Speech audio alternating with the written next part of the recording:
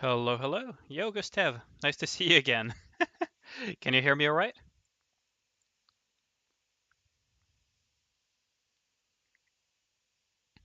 Oh man, I had such a. Yo, what up, Namida? Nice to see you again as well. Oh man, I got very lucky with this CPU fan story. Yo, what up, Fair King? And all the regulars are here. Nice. Can you guys hear me all right? I hope everything is set up correctly. That's kind of like, I hope nothing got messed up while it was being repaired. Should be fine, right? Yeah, all good. Nice. Nice. The temps are looking okay, I guess. Yeah, all good. I'll swap screens once Nikke finishes loading. How's your guys' day so far? Yo, what up, Terry? Yoshi, what up? uh, yeah, all the homies are here. That was a quick 2 weeks. Yeah, I got very lucky. So, long story short about this, right? Is the repair people told me, okay, expect 2 weeks because you're ordering a laptop fan brand new and most likely won't have it in stock or anything. And I was like, okay, well, sucks, but whatever. I understand that, getting a specific laptop fan is not always easy. So I was like, okay, well, 2 weeks really sucks. I'm probably gonna miss content creation stuff as well related to being an official content creator for Nikke, amongst like other things, not being able to stream to you guys and everything. But I was like, okay, I'll bite the bullet. And yesterday night, the guy was like, yo, you're so freaking lucky. There is this place that had one fan for your CPU of the laptop model that you use left in their stock, so we are going to just fetch it and we'll have it ready by the end of tomorrow for you. Last CPU fan in stock at the place that they were going to check. Otherwise, it would have been the full 2 weeks for ordering it from the official supplier and everything. So it was very lucky there. Will I max limit break Mary and Neon? No, I will not. No, I will not. But I will pull for both. I will not attempt to limit break them. That's a lot of dupes. Yeah, I used all of my luck for my fan. Like, basically, it was very lucky coincidence. They told me, like, yeah, usually don't carry these fans. Because it's a freaking specific model from years ago. Like, this laptop I bought it during the early pandemic, so late 2019, early 2020. So expecting suppliers here in this city to have them, at least suppliers that are connected to this repair person, to have them, not very likely. But it somehow happened, so I'm pretty hyped about that. You got limit break 1 Rosanna in 2 singles. Nice! Congrats on that.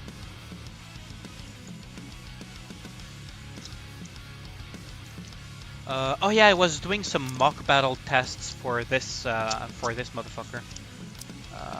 Because I wanted to try and get 800 million damage.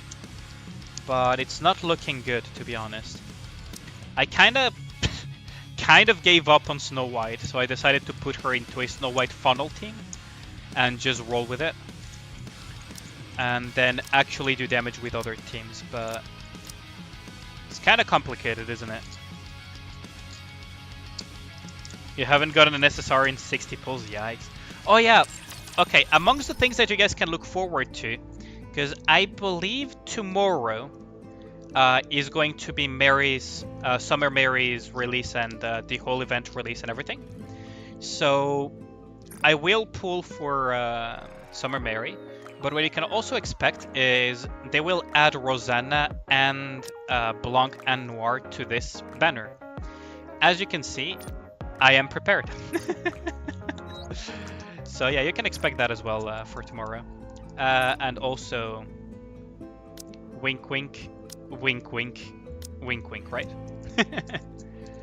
So hopefully everything is tomorrow so we can do all of the sessions and everything. You like Maria and Neon design, but not sold on the skills? I mean, to be honest, if you're not sold on the skills, don't pull for them. Wait until people pull for them and do testing for you, is what I would recommend. I would genuinely recommend that you just wait for people to pull and see how it goes, right? Because, for example, this is an absolute pure hot take, right? Like, there's no testing involved. This is just me reading at the skills and thinking, okay, I think this is what's most likely to happen. Mary is one of those that can either become an absolute monster given enough time and more water units being added to the Gacha pool. But she could also just remain kind of in, right? Well, that's Guilty's probably gonna die. Yeah, that's a reset. Yeah, but I would recommend just wait, because for example, Mary is one of those type of units that you don't know if she's gonna shine until much later on, right?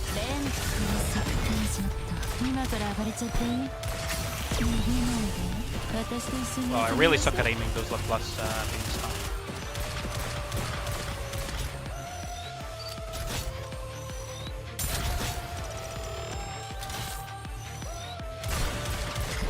now. Okay, so we're gonna do this, and we're probably gonna die. So she's probably dead. Yeah, she's 100% dead. Laplace is dead. This is fine though. You guys are gonna see something very funny about why I'm putting Rosanna into this specific team.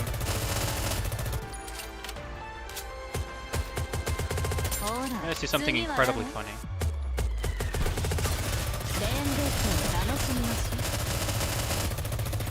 So, do you see the minigun damage? Do you see the little numbers?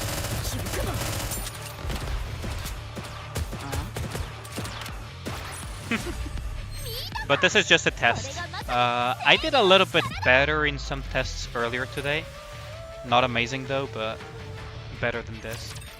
It's just I just can't seem to figure out a good comp because I suck at aiming Laplace's beams, to be honest. I'm just thinking, what could I do? But this is just like thinking about Blacksmith, right? I'm probably not gonna get the top 1%, to be honest. Like I'm top 3% at the moment. Kind of unfortunate. Probably not gonna get the frame this time either. It is what it is.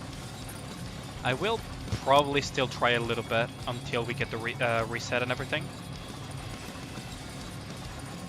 The 40 seconds, yeah, does harm her a little bit. But like if it was 20 seconds, she'd be way, way, way too broken though. After all the testing, is Rosanna good or not? To be honest, she's gonna be very niche. She will be decent in PvP, right?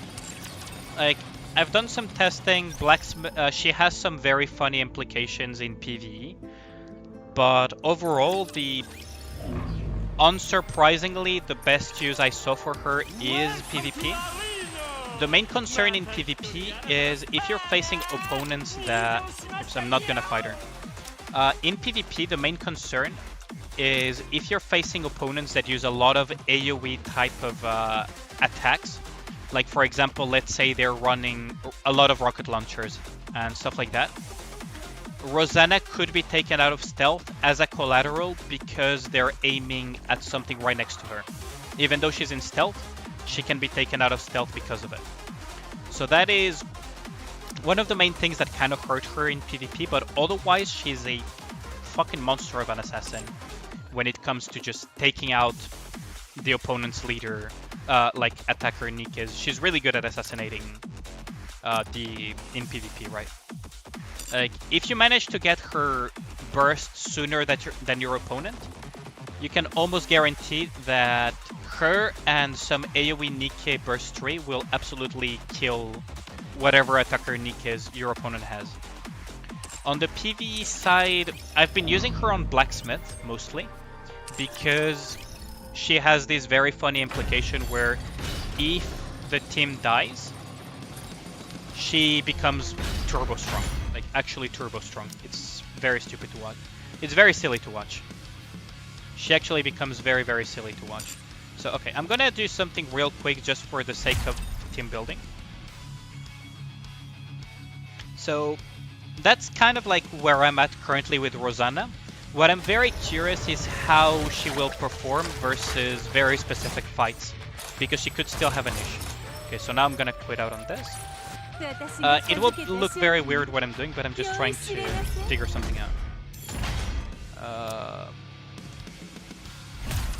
Because I'm a little bit stupid. Sometimes I change teams and then I forget that I wanted to lock certain specific comps in.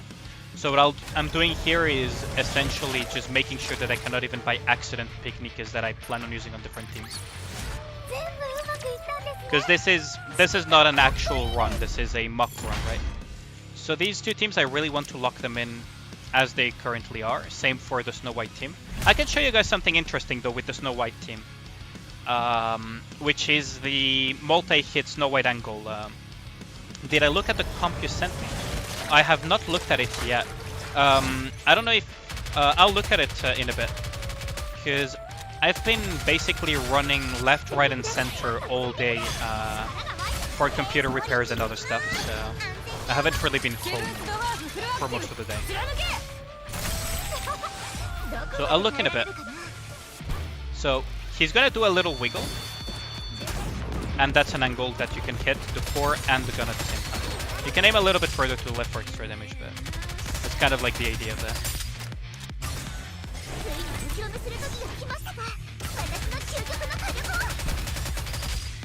And now everyone's gonna die, basically.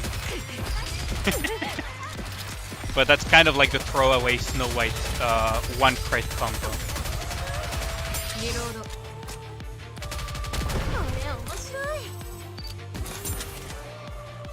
Use Nihilister? I mean, I could try to use Nihilister, yeah. Let me look. Yeah, what up, Long Trend? Yeah, I am back. Luckily, to be honest. Was very lucky that they had the components. Otherwise, it would have been an actual 2-week wait time. Let's see. Oh, you PM'd me just now. Okay. Let's see. Diesel, huh? Okay. I don't have a built novel. So that second comp, okay. Okay. Huh, noise plus braid plus pepper, huh? And then that Makima plus N102, huh? Okay. And then an Alice comp with leader and thingy. Okay. Are those the comps that you used for your records? Okay. Interesting. I don't know if I can replicate some of this, but I could give it a try, I guess.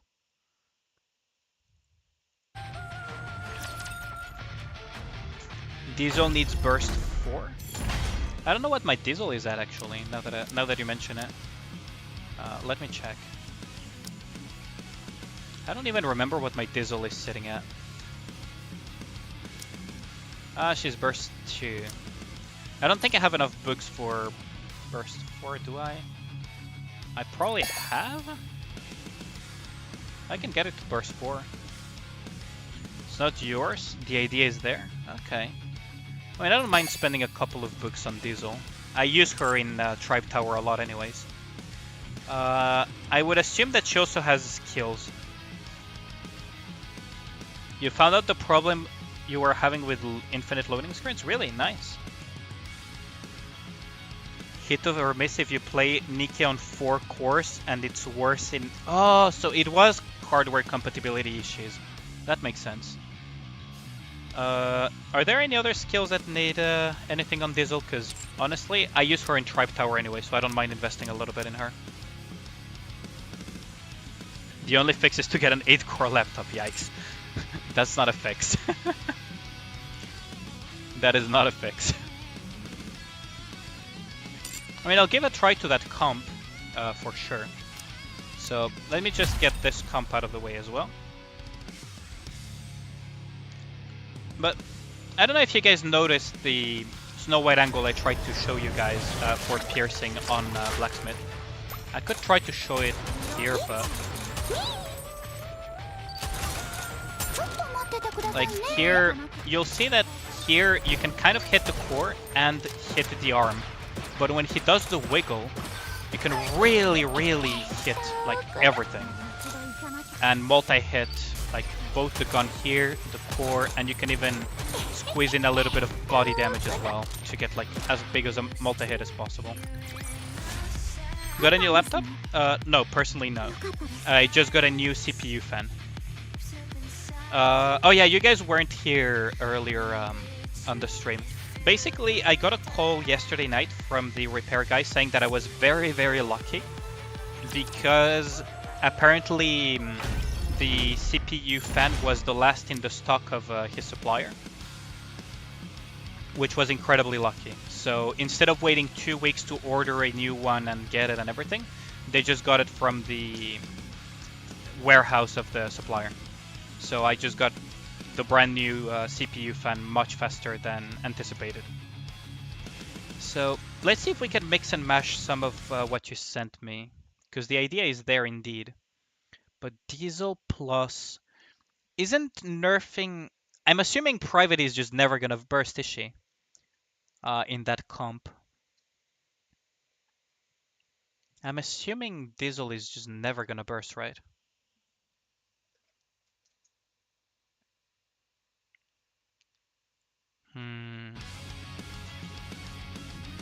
Yeah, what up, Kazoba? Yeah, thanks. I mean, I'll be honest with you, I was a little bit stressed with the whole laptop situation, not gonna lie. I have 1 hour left to cook something though, so let's be quick about this. Within the burst tray, I could just replace Lapchan with bread. I don't know if it's a bright idea or not, to be honest. I feel like sugar is not that great here. Could always go with the funny going D and just bursting very early on and just cycling bursts way sooner. Maiden could also be an idea for sure. Yeah, Private never ults. Yeah, that makes sense. She's there for skill 1. Yeah, makes sense.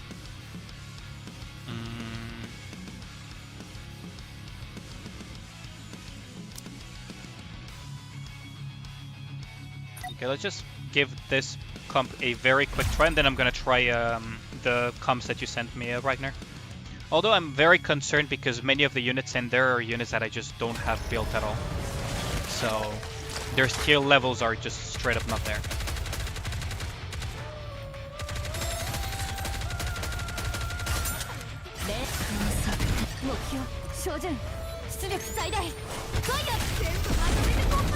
I mean, you can make Brid's gimmick work early on, but afterwards it's like... Oh, Lepchen's dead. That would be a reset normally. Let's give it a reset, just to give it a try. So, I mean, I'll give it a try for sure, because I'm very curious about those comps. Because if you look at the Nikkes I have, honestly, I'm very stumped when it comes to figuring something out here. Even though I have very good Nikkes. I have very good Nikkes overall. There goes Rosanna.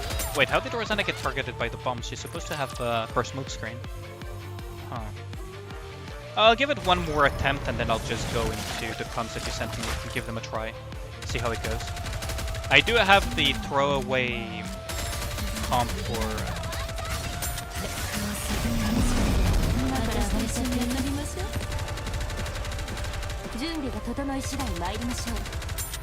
Oh, there goes... Yeah, I don't think this comp's gonna work, is it? They just don't destroy the freaking bombs, do they? Yeah. I don't think this comp's gonna fly. Let's give it a shot. Like, I mean, nothing to lose. I have like 1 hour and something left to try to get a better score anyways. Might as well. So let's see. So the comps that you sent me though are pretty odd. So Diesel, I guess, is Diesel meant to face tank some stuff? Like, let's see. So for Burst 2, he used a Diesel. Then a Modernia. A Maxwell. Huh. And a Privity. So this is meant to power boost Modernia, I guess. And thingy. Okay.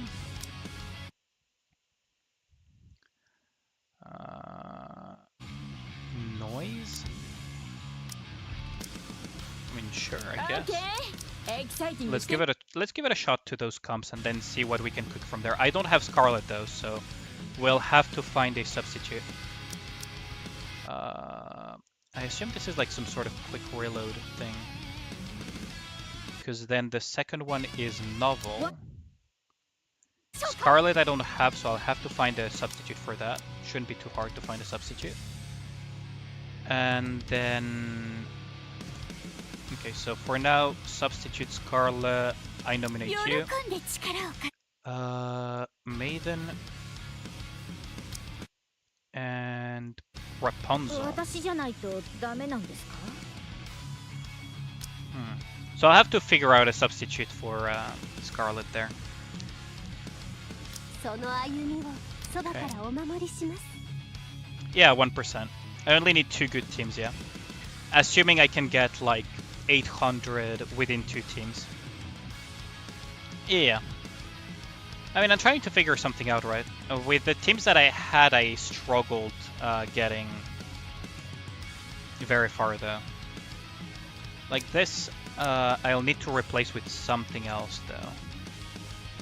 So... I don't really have a proper Scarlet substitute, though. So... guess you'll do for now. Let's just continue looking at the other teams and then we'll see what we have left. So, a Dola. 1% in global is like 800 mil or something. A good Alice team can easily hit 500 mil. My Alice is not very built though, so you're assuming that my Alice is well built, which she is not. She has like skill level 4 and no overload gear and stuff like that, so... Use Pepper as well. Pepper is very good healer DPS, honestly. Use Drake. Drake's good. She gives hit rate, doesn't she? Bride. And Noise. I assume Noise is there to keep Braid topped off. Interestingly enough.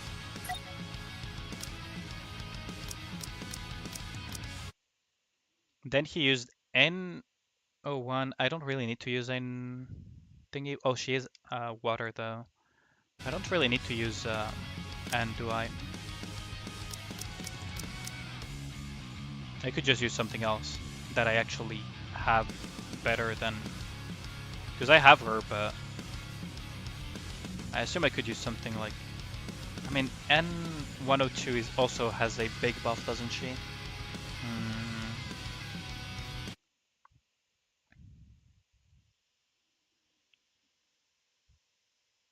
Yeah. Like, one of the teams that I was planning on using, right, was a... Originally, one of my better scoring teams was Dorothy plus Blanc plus you and where is she? Oh yeah, she's a first one. And this.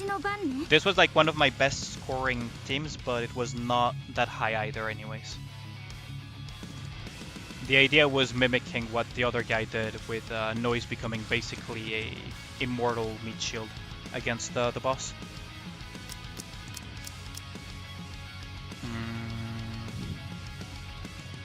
I just feel I really need to change my priorities in terms of building Nikkes though.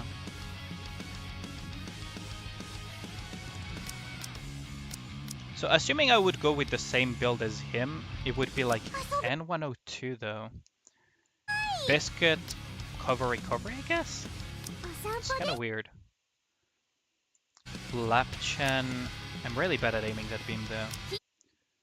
And then it would be Vesti. Vesti was one of my first Nikkes, but I never really built her that much. And Makima. Makima because of the indomitable taunt, I guess? Guess that's kind of the idea behind that Makima, right? On top of her being ice. I mean water. I did try the Noise Immortal strat. It requires a few resets, but it actually works. Like, it legitimately works. It's, I mean, I don't need to tell you that. You saw the video. But it's kind of annoying to pull off, not gonna lie. It's not super difficult, but the timings are very, very annoying. Because it means that you need to kind of burst last second oftentimes, because otherwise she'll get snapped by the laser beam. RNG. Huh. Now, this is a weird comp. This is a very weird comp, huh? I'm assuming Ludmilla is just there to kind of tank a lot of things. Kind of function like noise.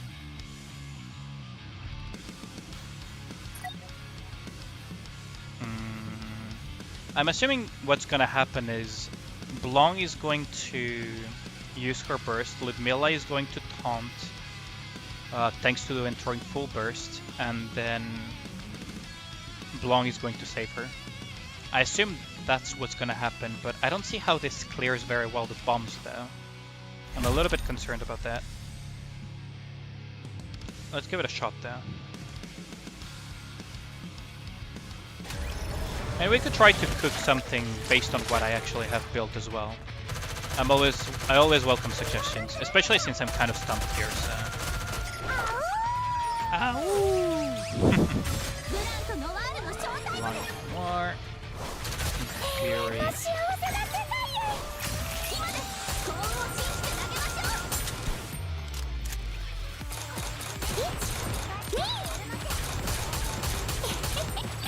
I really suck at all this quick sniping as well, Jesus Christ. I need some practice in that. Maybe this burst was a mistake. Yeah, maybe I burst a little bit. Or maybe too late, actually. Yeah, too late. Way too late. Actually, I burst way too late, yeah. Now he's going to be taunted. Yeah.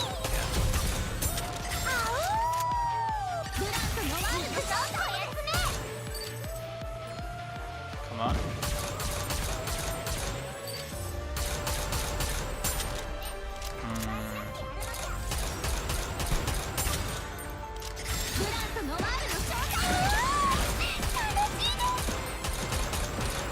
I'm assuming this is how you're supposed to play it, but I'm not 100% sure.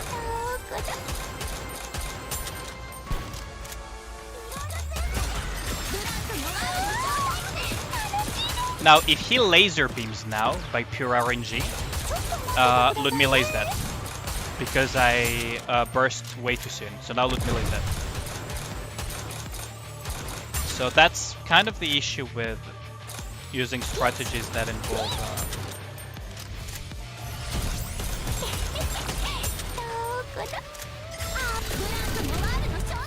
yeah, kind of saw that coming as well.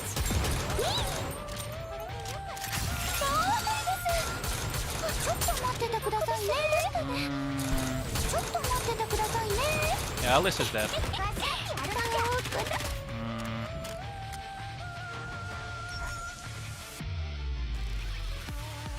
With 100% charge speed can... Yeah, it requires a build Alice. I guess so, yeah. I mean... I had to say it, yeah, because it's obvious that's exactly what's gonna happen. Like, I don't need... I don't need to jinx it to know that that's exactly the sequence that it's gonna take. Like, I honestly don't need to jinx it. I know exactly that's what's gonna happen because I tried the Immortal Noise strategy as well. So I know exactly the sequence of events that's gonna happen. I'm a little bit curious about what's gonna happen with Diesel though. Because Diesel is a odd pick. But she works, so we'll have to see. Okay, so the main concern here would be keeping Diesel alive and clearing the bombs.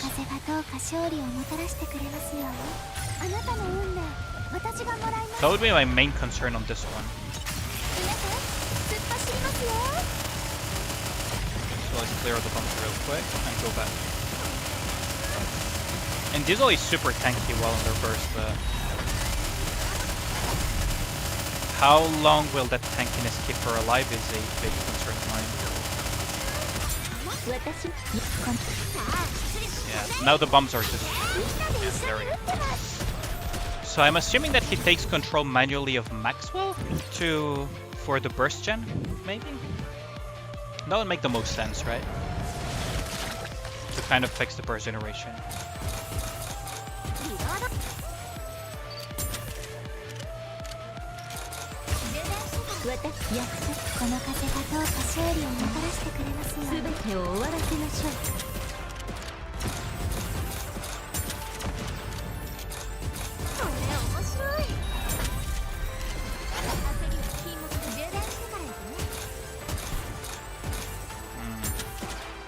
That was a bit too slow there.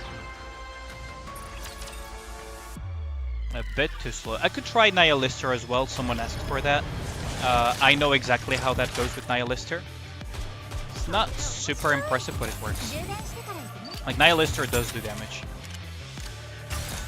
So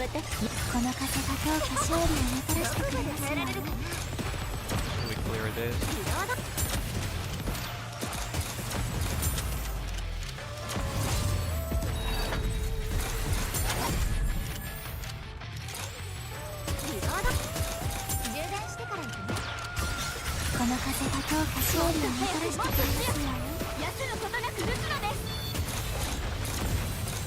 Yeah, so Diesel is dead now. Bye, Diesel. I guess she didn't watch Oshinoko. And now we're down a burst here. So RNG Fiesta just struck us. I'm a little bit...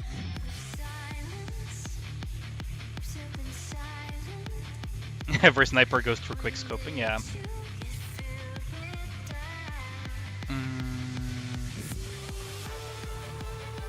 I don't know. It could work, but basically all of the other comps that do not involve Belong or some Indomitable are basically just praying that they don't get laser beams. So, in all fairness, it could work.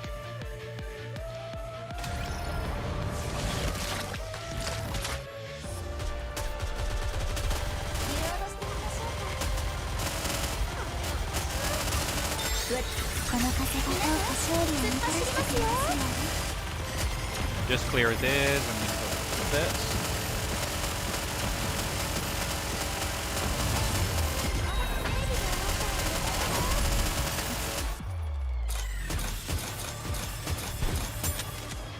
Yeah, not quick enough. This is not gonna be cleared in time yet.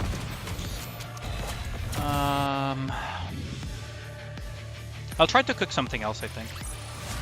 But it is an idea I'll keep in mind. I honestly don't feel like I'm going to manage to reach that top 1%. Mostly because I really suck at team building, apparently. Okay, let's give it another thingy. Let's try to see what we can cook here.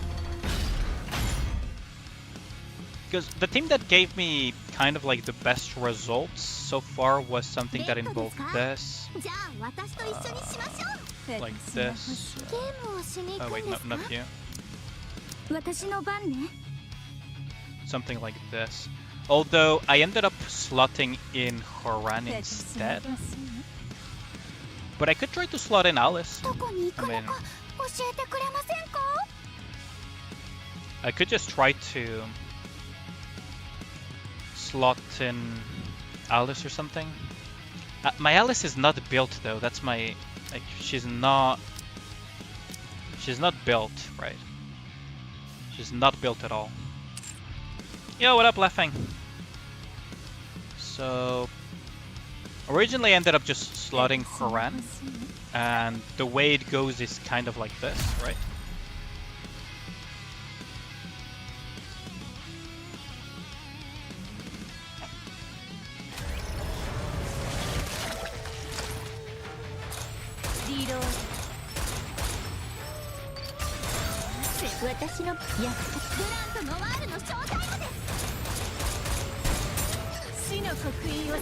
So Horan basically clears the bombs instantly. So that's not a concern here. Oh, I let her take too many shots there.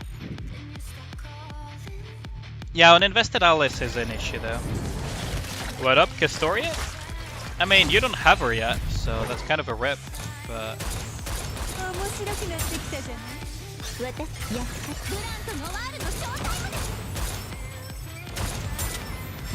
Oh, I did it a little bit too soon.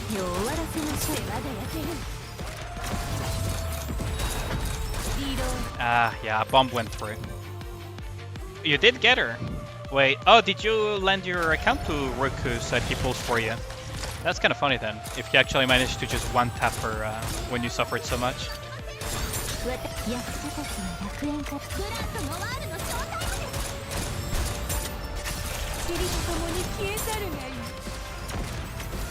So now we have a noise that is very low HP, and we have the burst generation of the freaking gods. And now we don't give a shit about the bombs as well, because the bombs will hit noise, but it doesn't matter. And if I timed that correctly, that laser should not kill noise, but it probably will because it was too early. Yep. It was way too early. It's Ruka who pulled on your account. That is actually very funny. So yeah, I did activate it a little bit too soon there.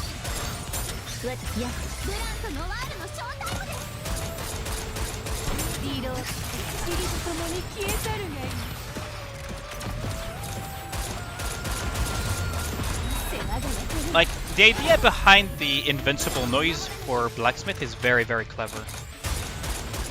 Like, I'll give it that much. It's very, very, very clever. I did it 1 second too late. Because noise can keep a boss permanently taunted. So all of the bombs, all of the lasers, all of the bullets will go to noise. If you can keep her alive somehow, I mean, with something like, I don't know, Indaudible. A 20-second Indaudible that always targets the lowest HP target, the lowest HP Nikke, which, what a coincidence, just so happens the one 2P that permanently taunts the boss.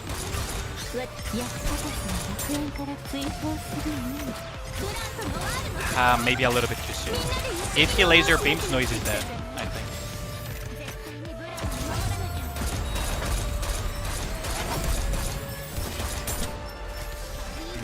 That's not good timing.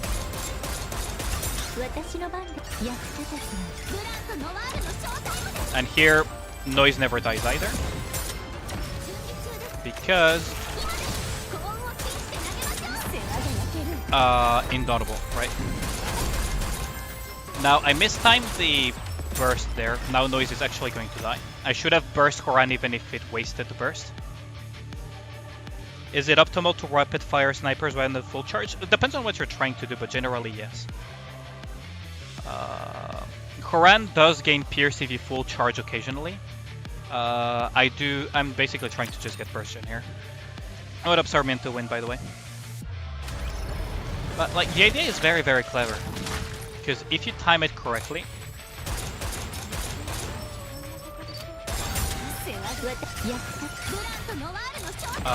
noise will never die and she will always soak everything. Because she will keep everything permanently taunted.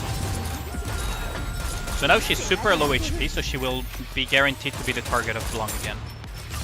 Right. So all I have to do is be very, very, very patient. That was way too soon. So if he laser beams, she's gonna die, but he doesn't, so it's fine. The immortal noise, like, just look at this.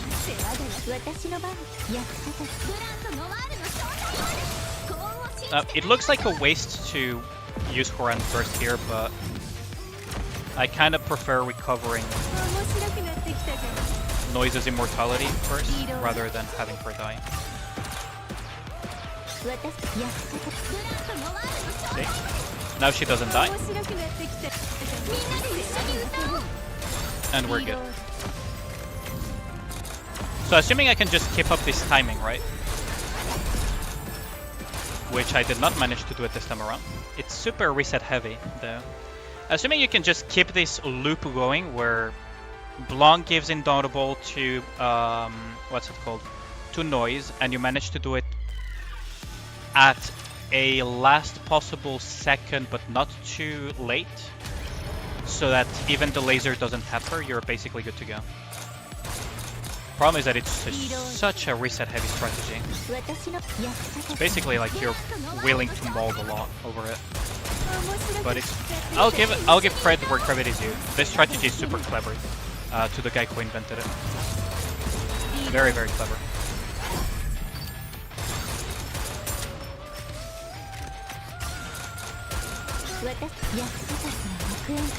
What's really important here is timing Blanc's burst. Everything else doesn't matter. Kinda doesn't matter.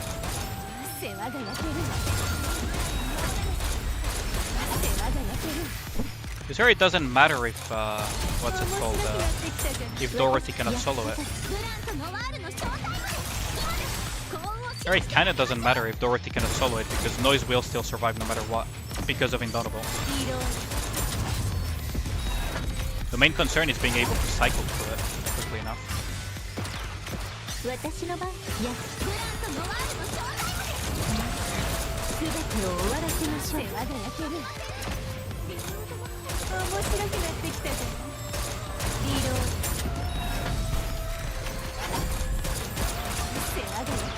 Yeah, not quickly enough. And of course now he laser beams, so someone is going to die. Oh, what? Well, that is interesting. I'm not too sure what happened there, but that is interesting.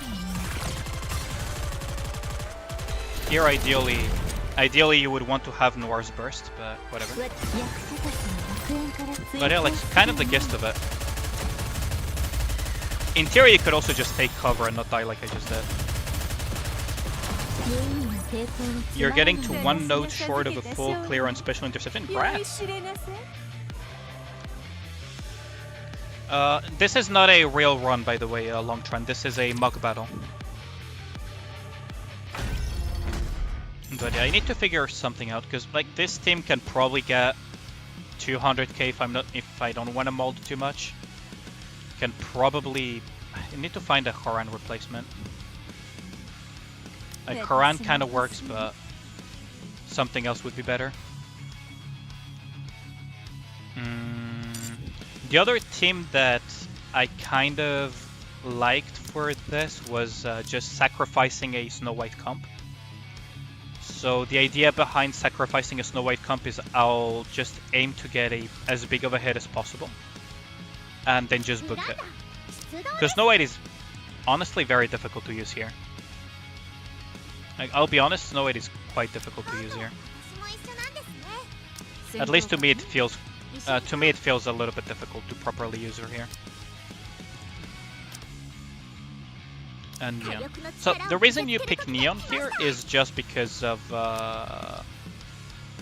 this stupid skill. 30% crit up when in full burst. Just to get that crit in. In theory, I could, instead of using Poly, I could use Admi as well. Could work. I wonder which one does more damage though. Because Poly... Let's see, burst 2. Because Poly will give 29% attack. Admi will give crit damage. Right. So I wonder what's actually better. 20% crit damage or 29% attack? Probably 29% attack, right? It's probably the better option here. So the idea behind this comp is just get one big shot with a heavily invested Snow White and then just book it. Because a team with a Snow White is probably not going to survive that long, to be honest.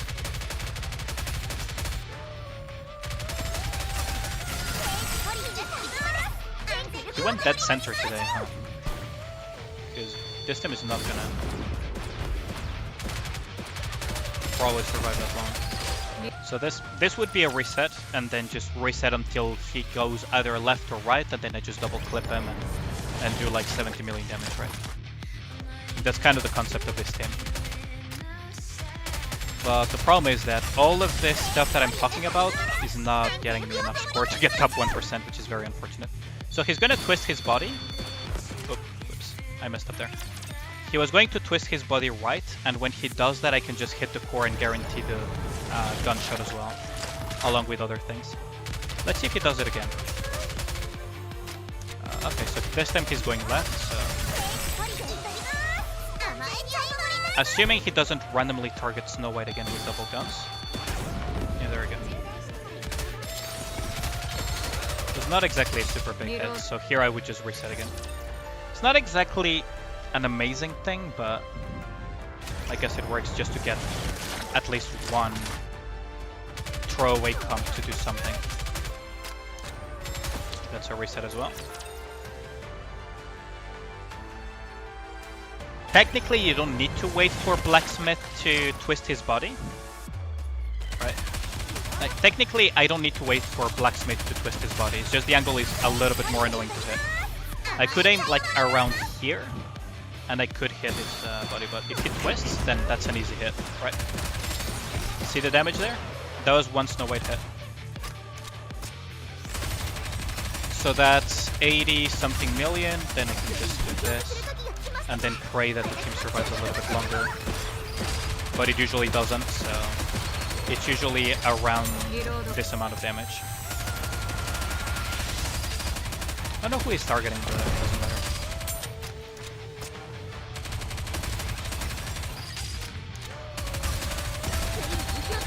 Yeah, there we go. 100 mil damage with the Snow White throwaway comp.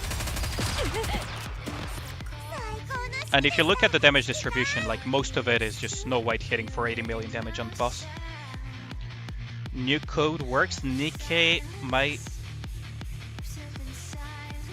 SPG Spaggle launch? The hell is that? Okay. Kudu. Yo, what up? Also, what up, Jossas? Nice to see you again.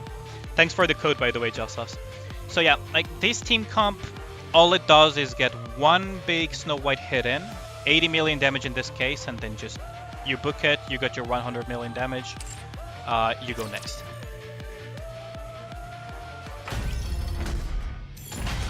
Such a weird code though. Let's see, I hope it's not capped. Let's see, so to redeem codes you need to go here, CD key redemption, tap key, and then just you type it here. For those who are curious on how codes work, kind of a one-shot comp, except the boss doesn't get one shot. But yes, it's kind of the concept of the you pull in the concept of the one-shot comp, right?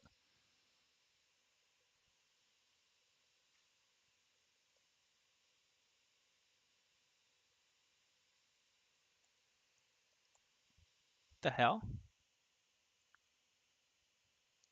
Okay, so it does work. It's not capped yet. So get your codes while you still can, I guess. Oh, 100 gems. Thanks a lot, Just Sauce. Nihilister fan art is being cooked. You really did some good jobs there with that AI fan art, not gonna lie. The dragon been tamed yet? I don't have her at max thingy just yet. But yeah, like the Snow White comp will deal that much. This comp would deal in better things probably 200 mil, and then I just need to figure something out for the rest of the comps. I just can't seem to figure something out though, because I could go like this.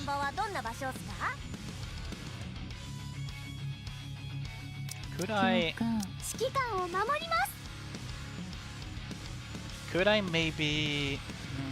this seems unlikely though.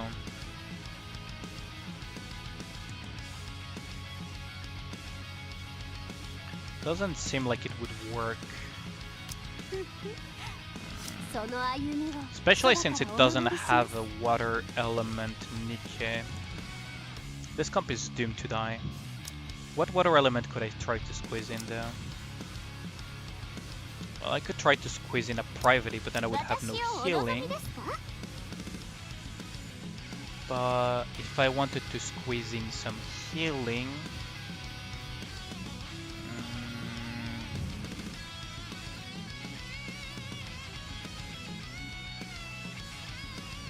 Another one? Oh wow. You guys are not gonna let me cook until thingy area. I mean, I value these gems more, to be honest, than the fancy portrait.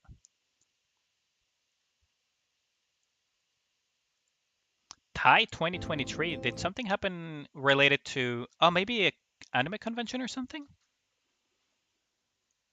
For Thailand?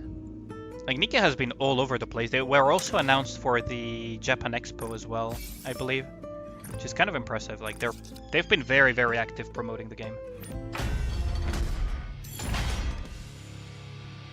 Your Snow White comp? Oh, maybe because...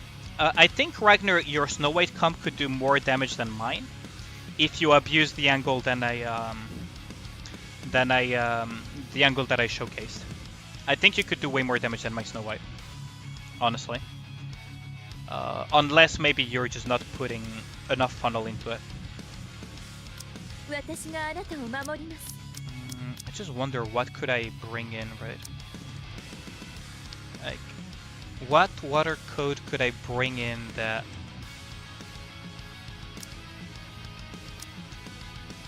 that could work, right?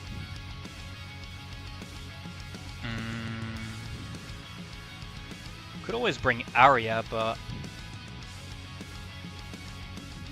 I could always go something very stupid, which is the Falkland Arya combo, but... it's not exactly recommended.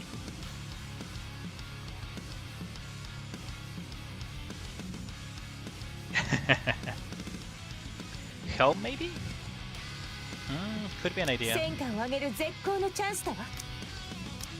Could be an idea.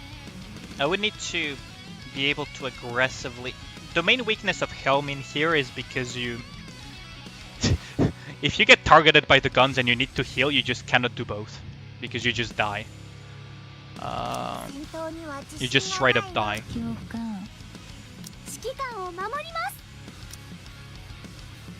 Right. So I could, in theory, just entirely forego proper healing and just go Pepper's shitty discount healing and then take Privacy as the water code, right? Man, this idea sounds terrible though.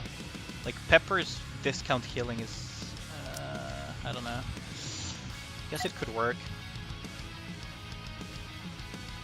Yeah. Arya Folkwang, the Modernia comp lives on. I don't think Arya Folkwang would survive the damage of Thingy. I'll be honest with you. Like, I don't think they would survive. Right?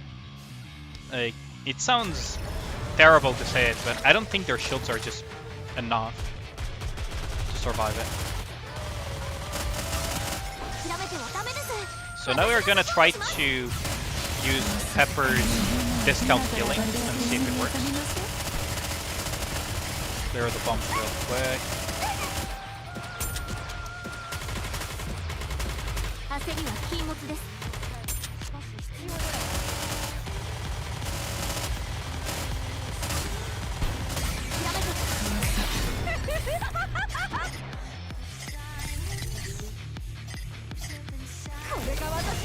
I wonder if this works.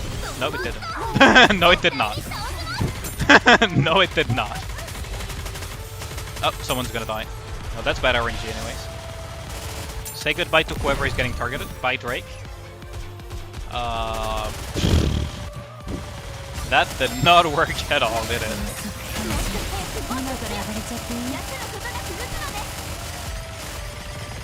They usually post the codes in the official Discord and whatnot. And on Twitter as well. And some other places as well, I guess.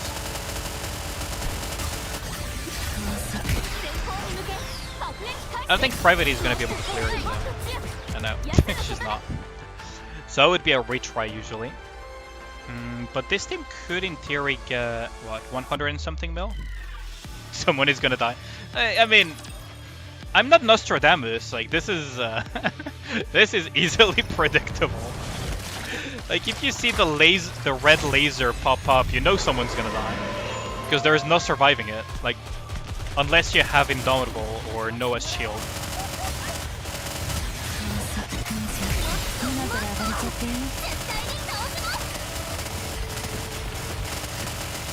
Of course you have to target Modernia.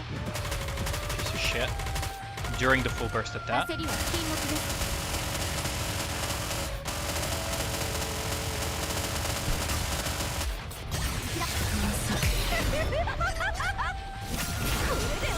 Yeah, no, that did not work at all. Okay, so I cannot clip them mid-air. They just get out of range before. It's a joke, you'll post it on Discord? Okay. I mean, you do know the good old, some of you may die, but it's a sacrifice I am willing to make. This is basically me to my Nikkes during the freaking blacksmith. That's not too bad.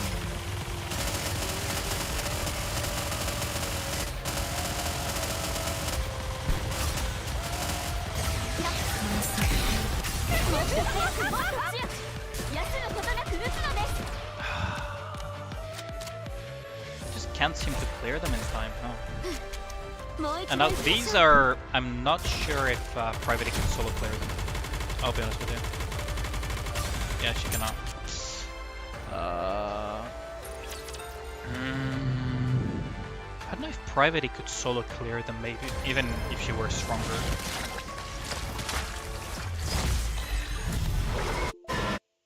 Oh, what the fuck?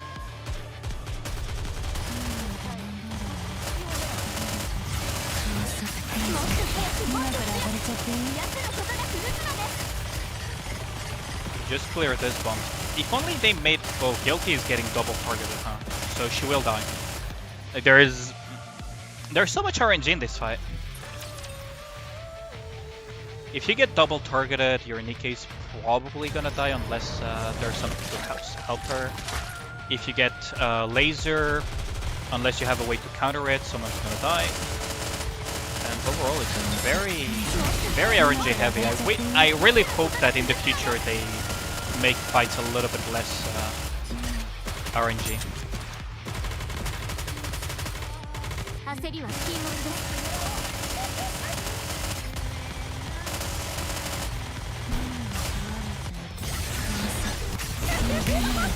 Nope. Like Drake's thing really put some mess in this. Maybe I should just use a different Nikke other than Drake. I feel the burst is kind of annoying. Let's try again that. Because Drake gives hit rate, right? I think Drake gives hit rate, right? Yeah.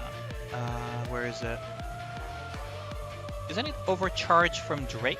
I think. Because Giant Leap is from Modernia, that I know. I think this is... The ammo capacity doesn't matter while Modernia is the one bursting, but...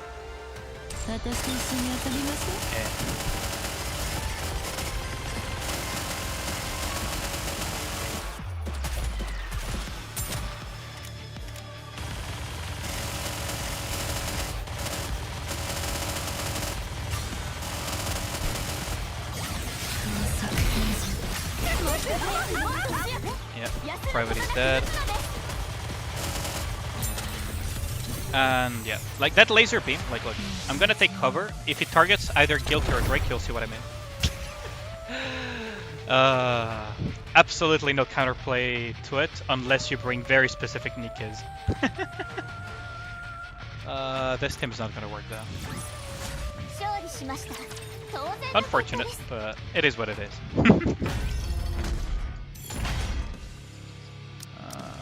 Well, we have 2 comms, so what could I bring that would function? Could I? Is Makima 20 seconds? Makima is 20 seconds.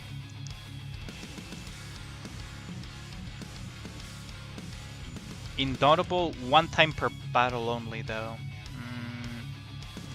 Not a huge fan of that. Not a huge fan of that idea of inaudible only once per battle.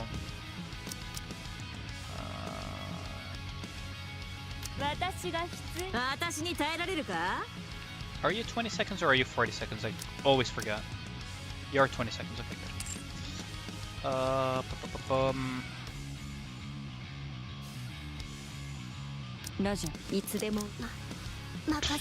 This seems very stupid. The more I think about it, the more it seems stupid to go this. Maybe... No, because then there would be 2 taunters.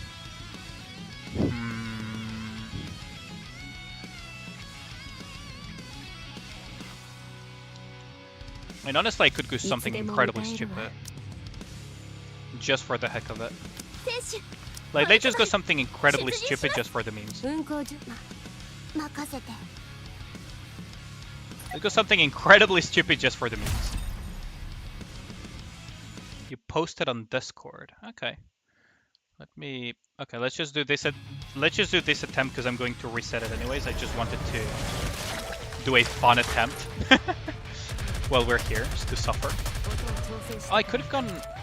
Could have actually, now that I think about it, could have gone for this silly attempt.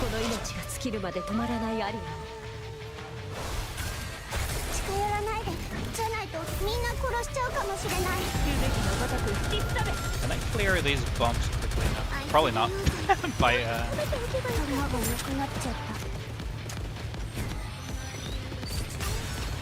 It's actually surprising because Vesti is a rocket launcher, so she's bound to be able to deal with these.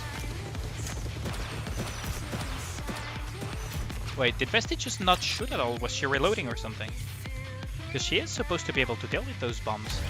Actually, with the flying bombs. Huh.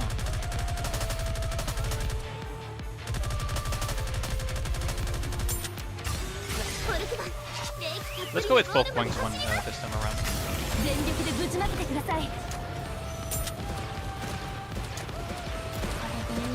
Yeah, no. They were so spread apart. Ah, that is unfortunate. On Discord, eh? On the Nikke channel, maybe. Someone will die. Oh, that meme. That's the meme you meant, Ragnar.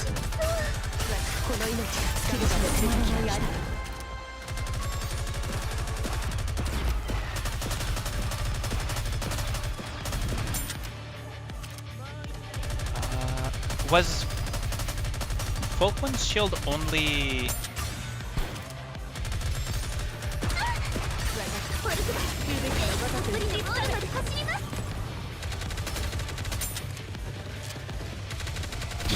They're all water code.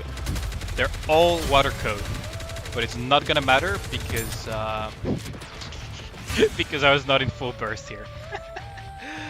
But was Folkwing's shield and thingy only...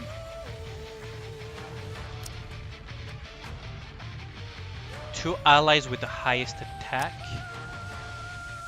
And 2 allies with the highest attack, okay. And then Arya's was also something similar, wasn't it? Affects all allies. Shield. Okay, so... Shield is for all allies from Arya, and Folkwing is only the ones with the highest attack. Okay. Yeah. I mean, this team is never gonna work. Legitimately. Like, this is never gonna fly. It is funny though to have the Folkwing Arya.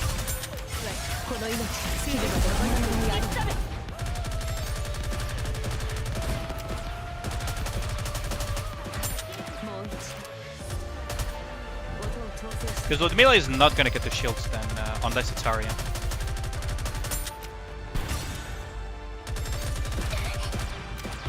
Yeah, she's dead.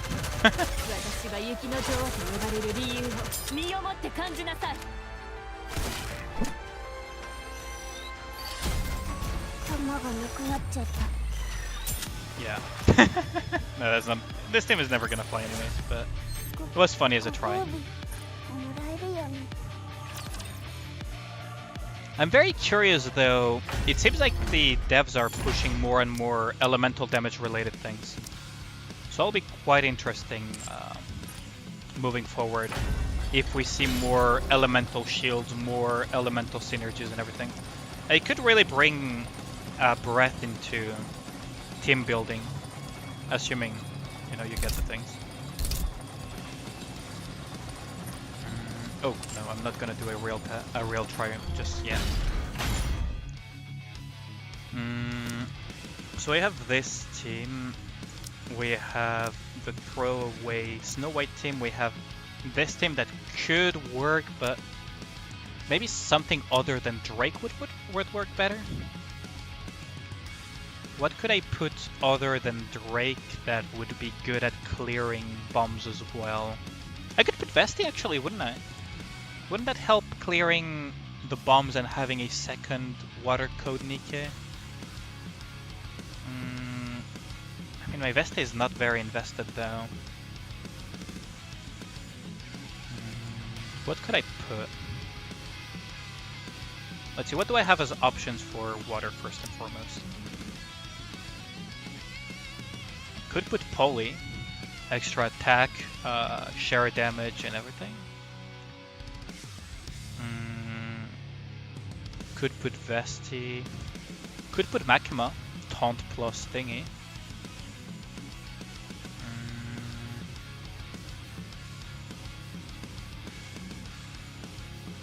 Could always just put Helm and hope for the best.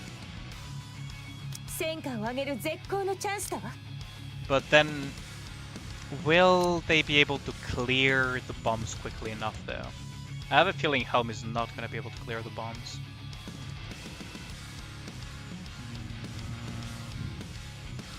Maybe we could give it a try.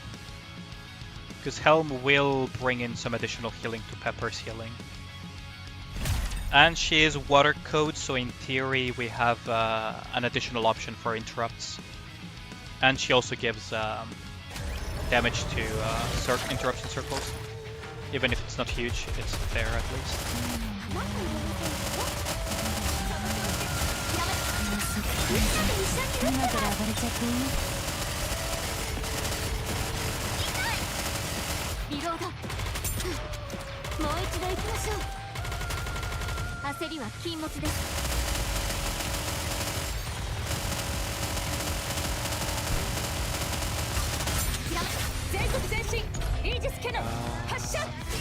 Will they be able to clean them though? Well, I guess they didn't need to clean them.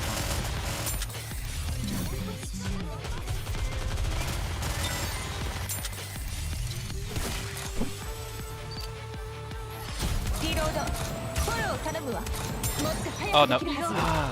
Just barely not enough. Maybe these could work. When is reset again? Yeah, in 21 minutes. So I have 21 minutes to get the shiny portrait, or I guess I'll just get it next time, right? It doesn't matter.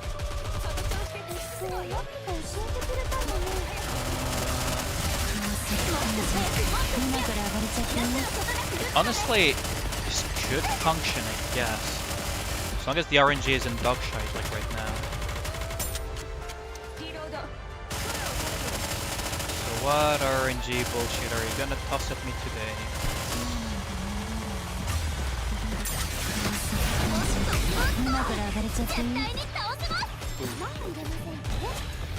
Oh! Speaking of RNG bullshit, so who will be the lucky winner today? Bye, Helm. That's a reset. I'm gonna pull for Mary for sure, Kazoma. So that's gonna be a thing. Yeah, I mean, do I really need to collect every single solo raid frame though? Do I really need to? Like, I'm not that obsessed with them. It's different for everybody, but I'm not gonna mold too hard for them. Private's Private survived. I was gonna say Private's probably dead because of that one bomb that flicked its.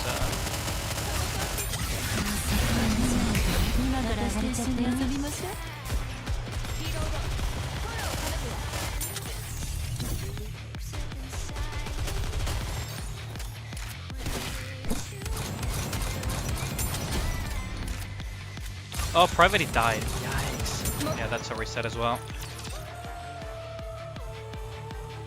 You need to collect every frame, including #1 gold champion frame.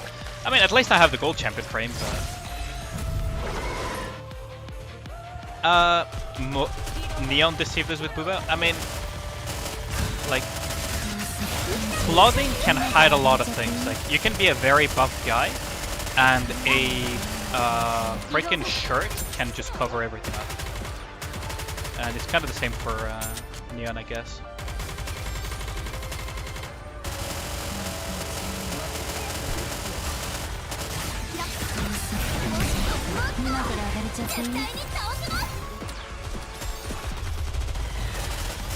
Oh, laser beam again. Wow.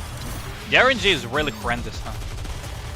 So someone dies, it's help, we reset. But yeah, like some clothing can really hide a lot of things, kinda. Like, I've known some very, very buff guys that just didn't look like it because they were just wearing a office type of shirt, right? It just didn't show.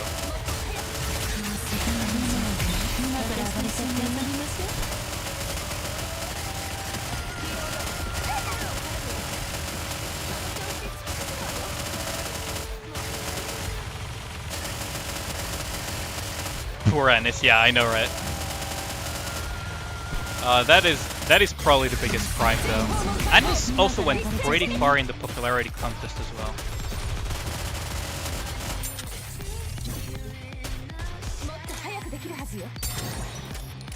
Come on, now's not the time to do this.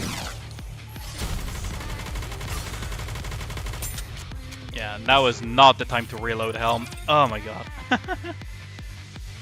Blacksmith is angry today? Yeah, I guess so. Multiple cycles of lasers in a row is kind of like, eh. Whatever.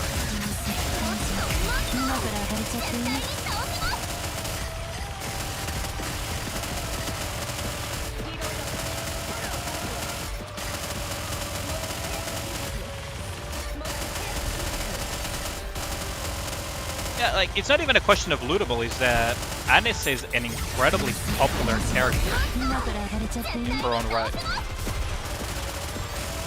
Anis is incredibly popular. Oh, laser beam. Speaking of laser beam RNG, so who's the lucky winner? Gotta love it. Like, this is what I meant, by the way, when I was saying that in terms of feedback when it comes to Blacksmith, if I had to say to the devs for the next solo raid, is make bosses a little bit less RNG reset heavy. Because RNG reset, like, oh, I got a lucky run, is not a feeling, is not a nice feeling of, oh, this boss was difficult, it was a challenge or anything. It just feels really shitty. Because it's like, oh yeah, I got a lucky run, basically. At some point, you kind of get into that. That's kind of like why I don't like the idea of such heavy RNG in bosses, because it's not a real difficulty. Because you just reset until you get the good run. Versus, I don't know, make stuff more, like, if you learn the pattern, you get rewarded for it, right? Kind of thing.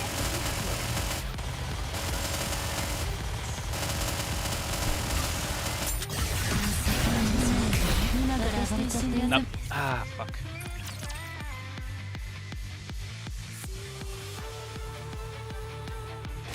Like, Anis is incredibly popular. I invite you guys to just look back into the popularity contest and see how far Anis actually got. It's actually insane how far she actually got. No, like, rerolling in Gacha is whatever. Like, you're just trying to push your luck a little bit. What I'm talking about is boss design, right? Like, for example, do any of you play Dark Souls? Or Sekiro? Do any of you play like Dark Souls, Sekiro, that type of stuff? You hated Anis since chapter 1, really? That is surprising. Like, what I'm saying is in terms of boss design, right?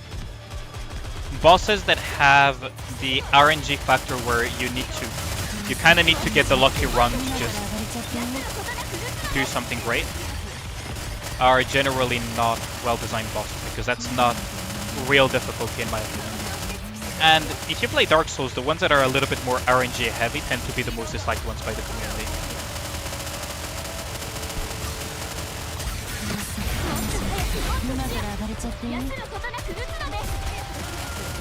Because they don't really reward you for learning a pattern, they just kind of like reward you for getting lucky.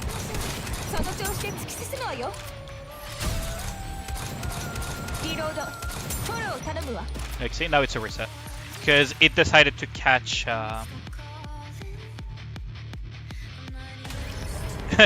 the cringe Ian half Annie stream tanked Anis's popularity, really. I would be very surprised there.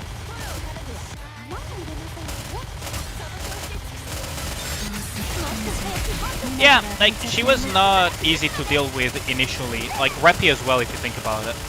Neither of them really treated you all that well. The only one that treated you well from the get-go was Marion, right?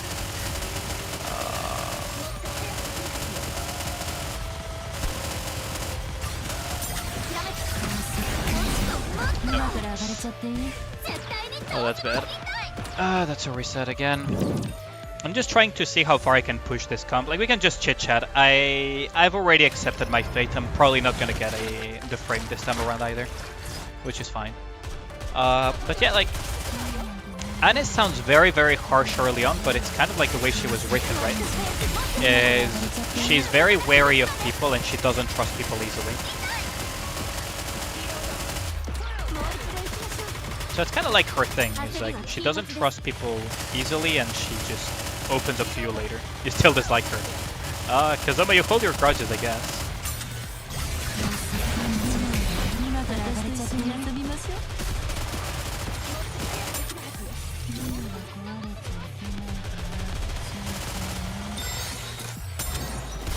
For fuck's sake.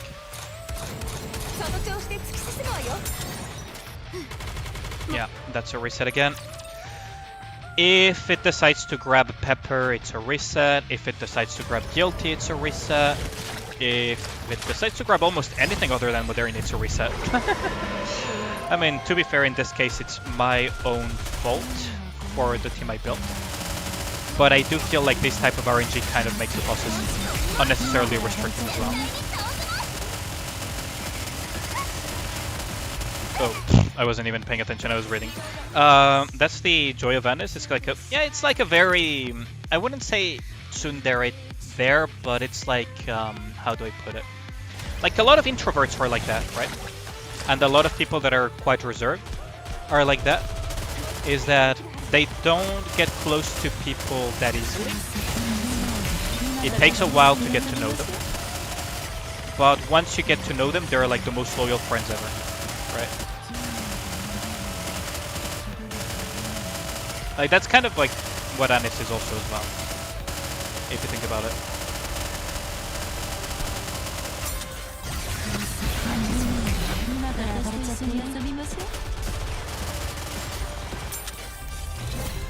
Oh, laser beam. So who's the lucky winner? Can you even iframe this thing? No, you cannot. Oh well.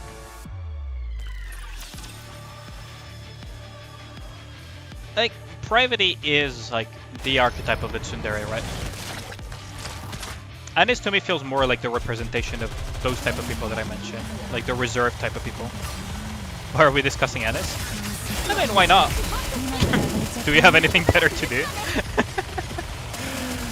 I mean, we're just basically watching my Nikkes die over and over here, so... We don't really have anything better to do at the moment.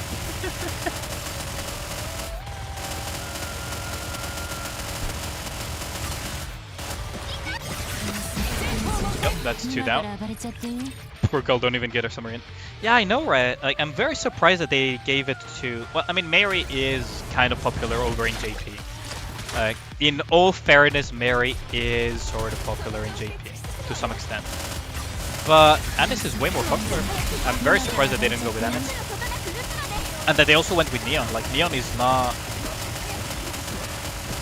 Neon is not exactly the most popular in JP, actually. So, I wonder where she's actually popular at.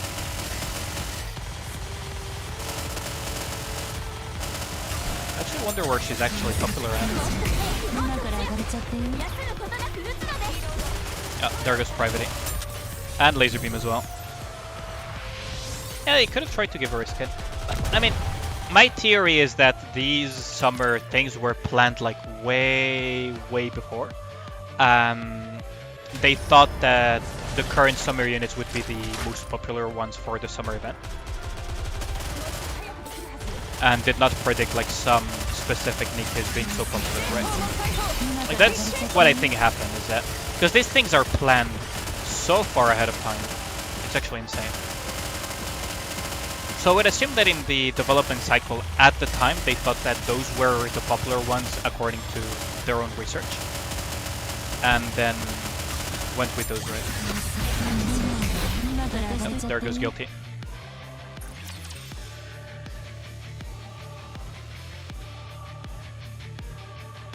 Wasting effort for Modernia. No, like, it's what the community voted. Even I voted for Modernia. Like, I would have wanted a Snow White skin. Like, I voted for Snow White and some others, but even I voted for Modernia because I'm actually fine with Modernia getting a skin. I'm actually fine with it. Like, I'm not gonna be mad about other people getting their wish. Right? Like, it's a community-wide thing. And what's really interesting is the way they're managing it.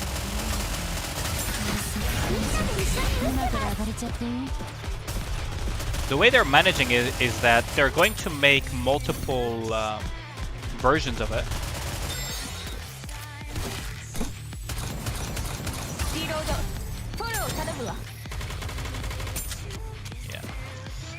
Yeah. He seems to really like grabbing Pepper, doesn't he? He voted fight type for Modernia. You got it. It was meant to be. Yeah. Like, the Modernia skin is quite interesting because they made a vote, so we voted for Modernia. And now the second phase is they're making versions of it. And they're going to present us with multiple versions, and we're going to vote for the one that we like the most. So it's going to be a 100% community thing. So if you don't like the skin, you can just blame the community, I guess.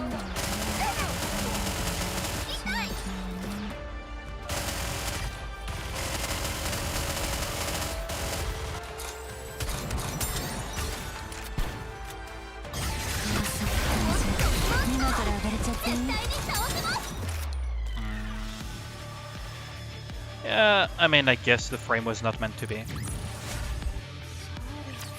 That's fine. It is what it is. But yeah, I mean... But I just find it quite interesting, to be honest. I don't think I've seen many games do something like that, where the community basically decides everything for their free skin. Like, they're given concepts, they're given, you know, everything. They better pick the one. I mean, blame the community if they pick the one that you dislike. But I don't think I've seen many games, what's it called, do that, where they do a popularity poll for the free skin. That has happened before. But then also make a popularity poll for multiple concepts that they're going to present for the community. I don't think I've seen many, if not any games do that at all, actually. Old Marion is a new skin? Nah, that's not gonna happen though. That's actually not gonna happen. We all know that's not gonna happen.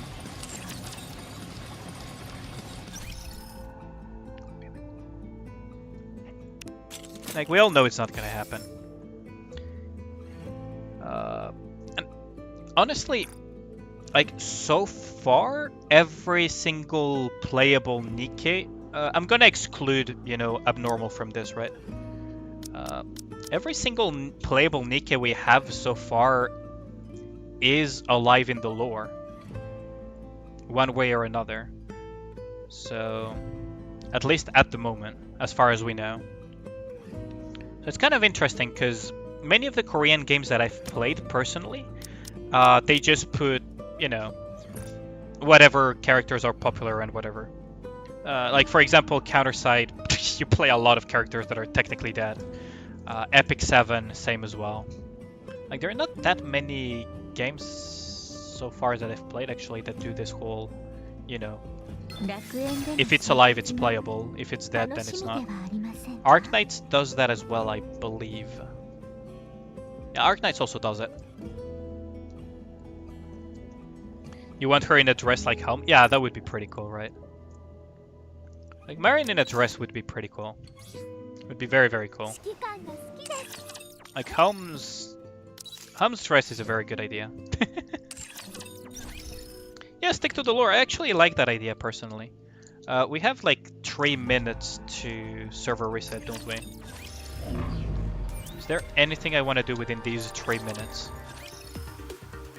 I already did the Pilgrim. We could go missiles, I guess. Is there anything in missiles that I... Can I even kill this? Probably, right?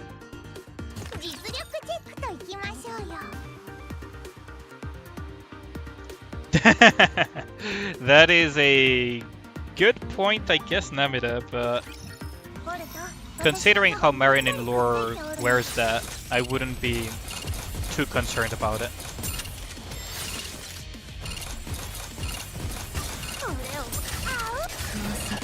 I guess I could just thunderclap them, right?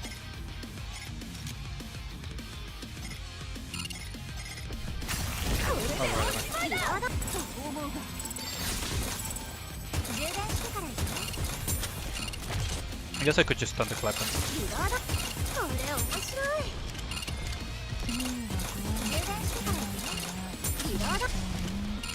Oh, I might be able to showcase something quite silly here. Okay, I'm gonna force them to take cover. And now I'm just showcasing something incredibly silly about area of defense type of things. Oops. They're not gonna allow me to do it.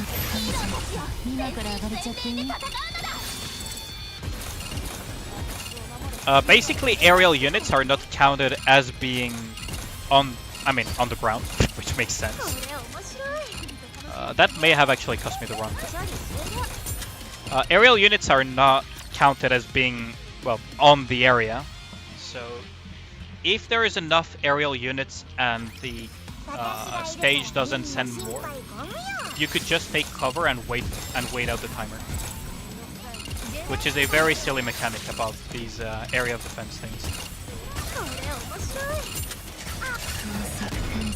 I'm gonna go with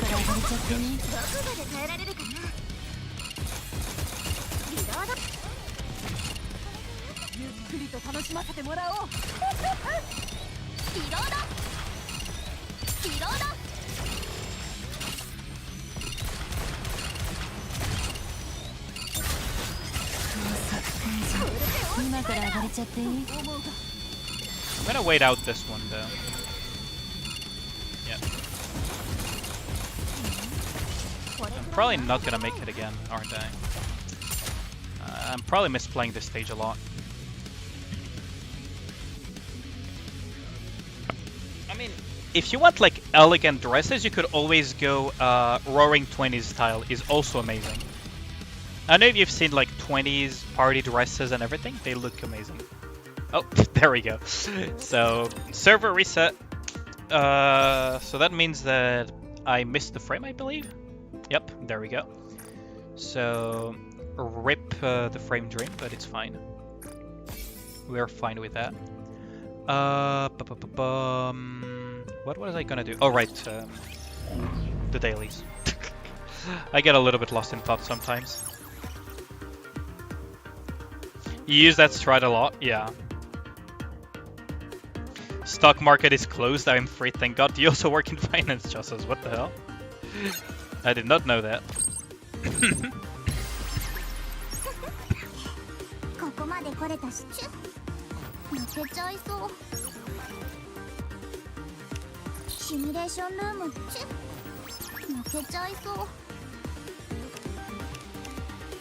Two heal spray bullets. Jesus Christ, that's bad. But yeah, I have secured everything to roll on Mary as well, so probably tomorrow. And the other one as well. Do I want an epic buff? No, I want an SSR buff actually. Believe it or not, I actually prefer the SSR buffs. Although in this case they're kinda...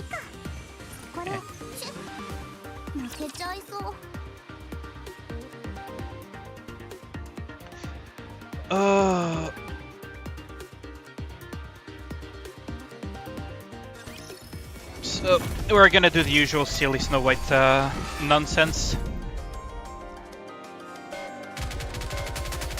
Okay, I'm gonna try to just... I could have replaced Dorothy with Miranda, wouldn't I? But, I mean, we're still gonna do the silly Snow White thing. It's like Snow White, do your thing, right?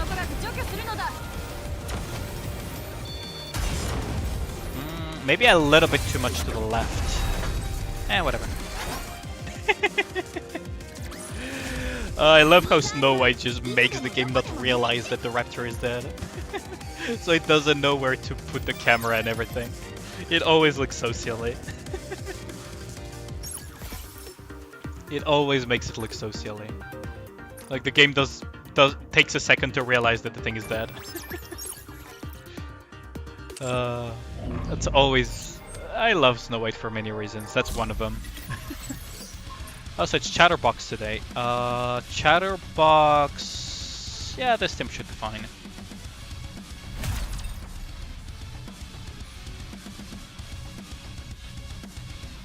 Oh, man.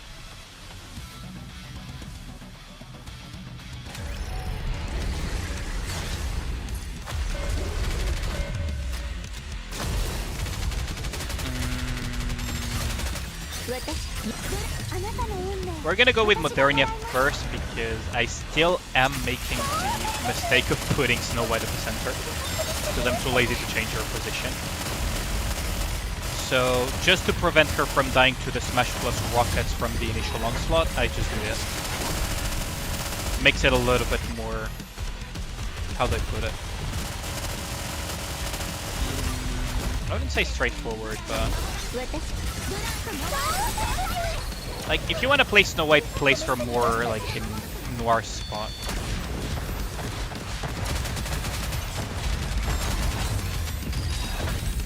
Honestly. Like, if you're gonna put Snow White in a comp against Chatterbox, put her more in... Oh, maybe a reset. We may have a reset out of our hands in Chatterbox for the first time since forever. Oh, that's fine. Nope, never mind. Yeah, like, don't put Snow White dead in the center like I did. It's better on the sides because you can actually more frequently hit the boxes from the side then. And you don't have to do this nonsense that I do of shooting with Modernia first. Oh shit, I made a mistake there. I did not mean to do this.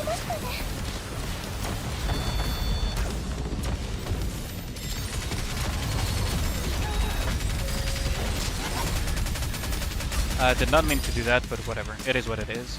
We just play with it.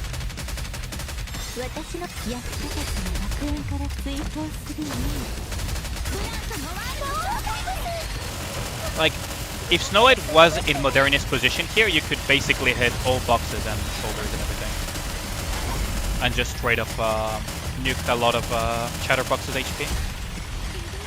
I always forget to change Snow White's position, to be honest. So it's kind of silly.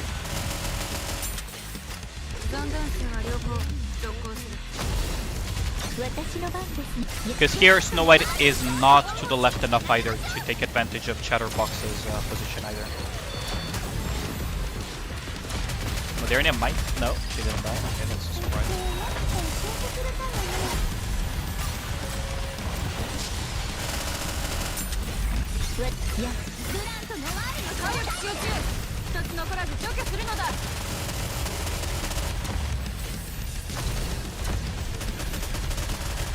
And Dorothy is gonna finish him off,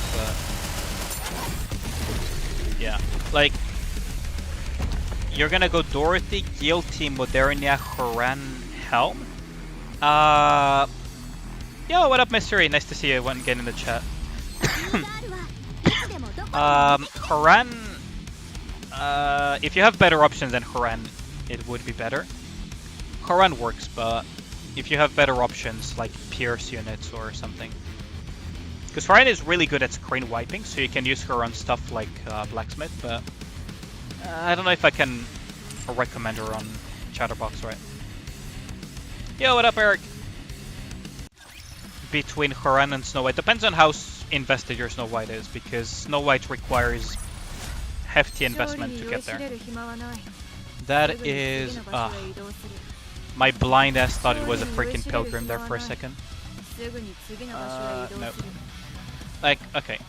If I don't... Assuming I wouldn't forget to change the team, right? To change the position of Snow White for Chatterbox specifically, what I would do is... probably this, then place Modernia here, then place Noir, and then place Snow White. Like either here or like in Noir and Blanc's position or in Dorothy's position. Here is actually quite good most of the time. So if I were to mock battle him, right? All level 7? Yeah. See a reset over 1 billion for top 1%. Jesus. Oh, that is quite something. Okay, so here, same thing. So. Oh wait, what? Oh no, I made a Marion burst. Oh well. Well, let's just roll with this, right? Just for demonstration's sake.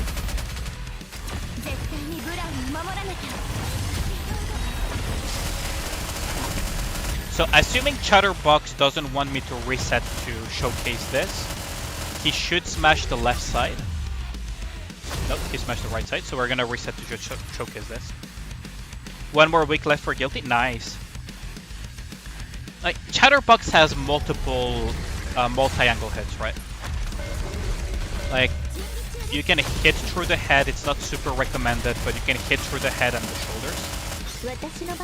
So here I can just continue using Modernia, because you can just clear all of the rockets by just shooting down the center, like this. But then, if Chatterbox jumps left, or towards the center, then Snow White can clip both of the boxes on the shoulder without worrying about hitting the head. So here, for example, I can hit both of the boxes here without worrying about hitting the head. Right around here. There we go. And that makes a lot of things a lot easier when it comes to dealing with Chatterbox. Right? I mean, ignore that, but what I was trying to showcase was that, the boxes, right? If you place your Snow White at the edges, you have more opportunities to hit the boxes, basically, than if you put her dead center where Modernia is currently at, and where she was sitting at when I did the full clear earlier. And you can always do this, right, for the first one if you have a Modernia, otherwise you have to like do left, right, full burst to intercept the rockets. The rockets have this very nasty debuff where if a certain amount of them hit you, your Nikke will die no matter what because of the debuff they put. Once that debuff reaches a certain number of stacks, the Nikke will die. Doesn't matter what you do. So here you can see, again, he went left, so you can just do this. And that hit both both things. And then you can just, you know, clear. And then go back to, you know, whatever. And then just clear the boxes very quickly with Snow White. Because every hit will be a double hit on Snow White. And you don't have to go with the awkward hit the head thing. So now Chatterbox is just standing there thinking, what am I going to do with my life? You just full burst here, and then you can just snipe them again. Like, he's going to land over there. There is a very nifty little snipe here where you hit the core and the body, and he's dead. Right? Yeah, Chatterbox is not hard.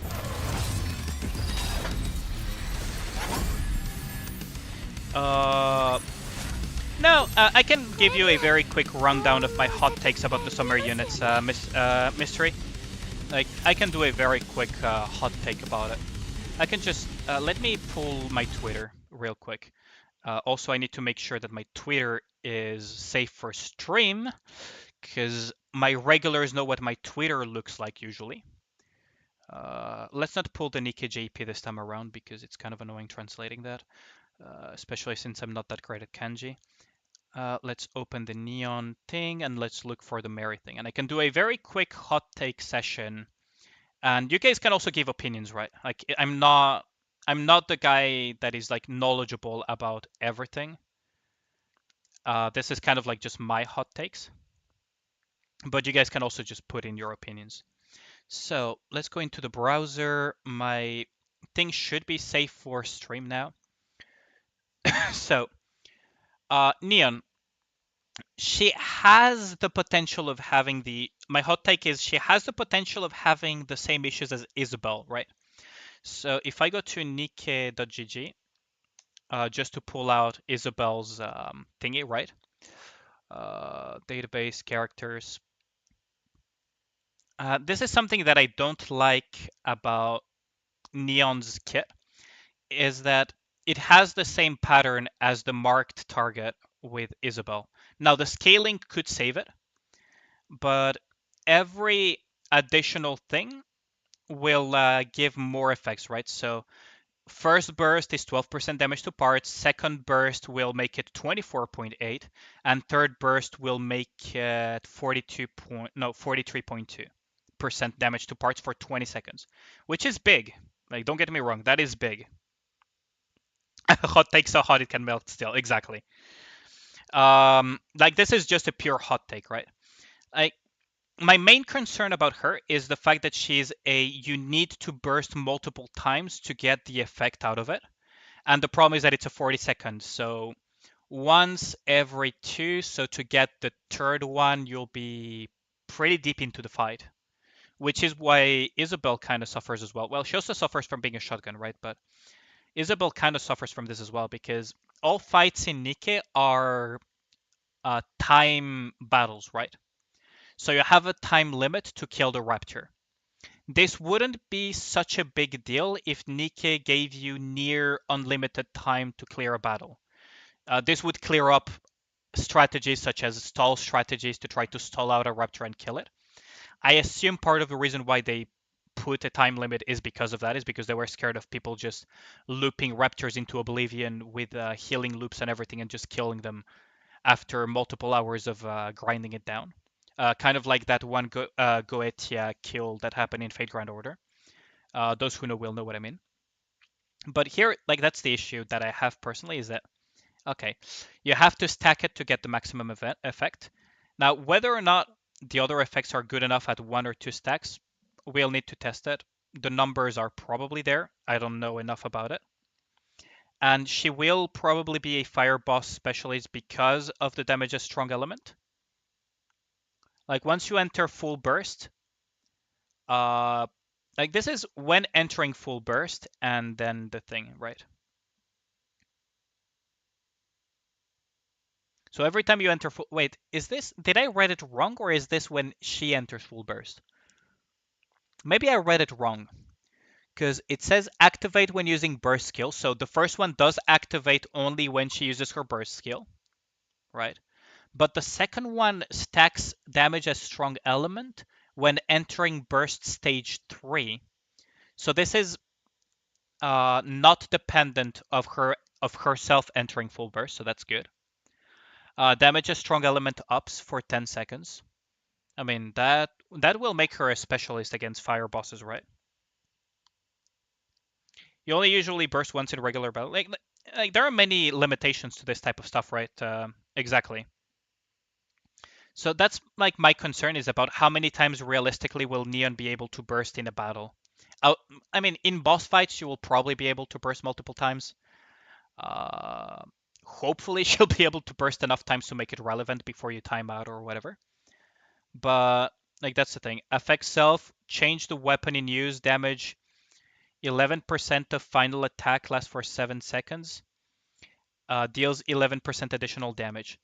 So this thing, from my understanding, is that it turns her bullets into splash damage. I know this is kind of weirdly worded, but from my understanding, it turns her bullets into splash damage. So every time she hits something, it will splash in AoE.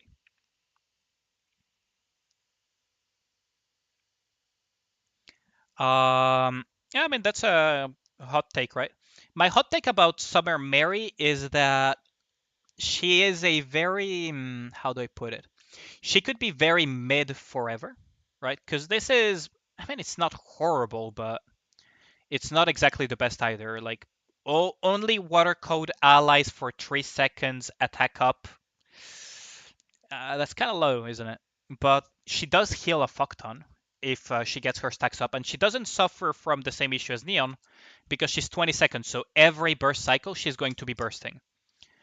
Funnily enough, I was trying to do some calculations. She could actually be very, very strong against Nihilister specifically, if you don't want to run any cover and you just want to freaking DPS through the fire and the flames.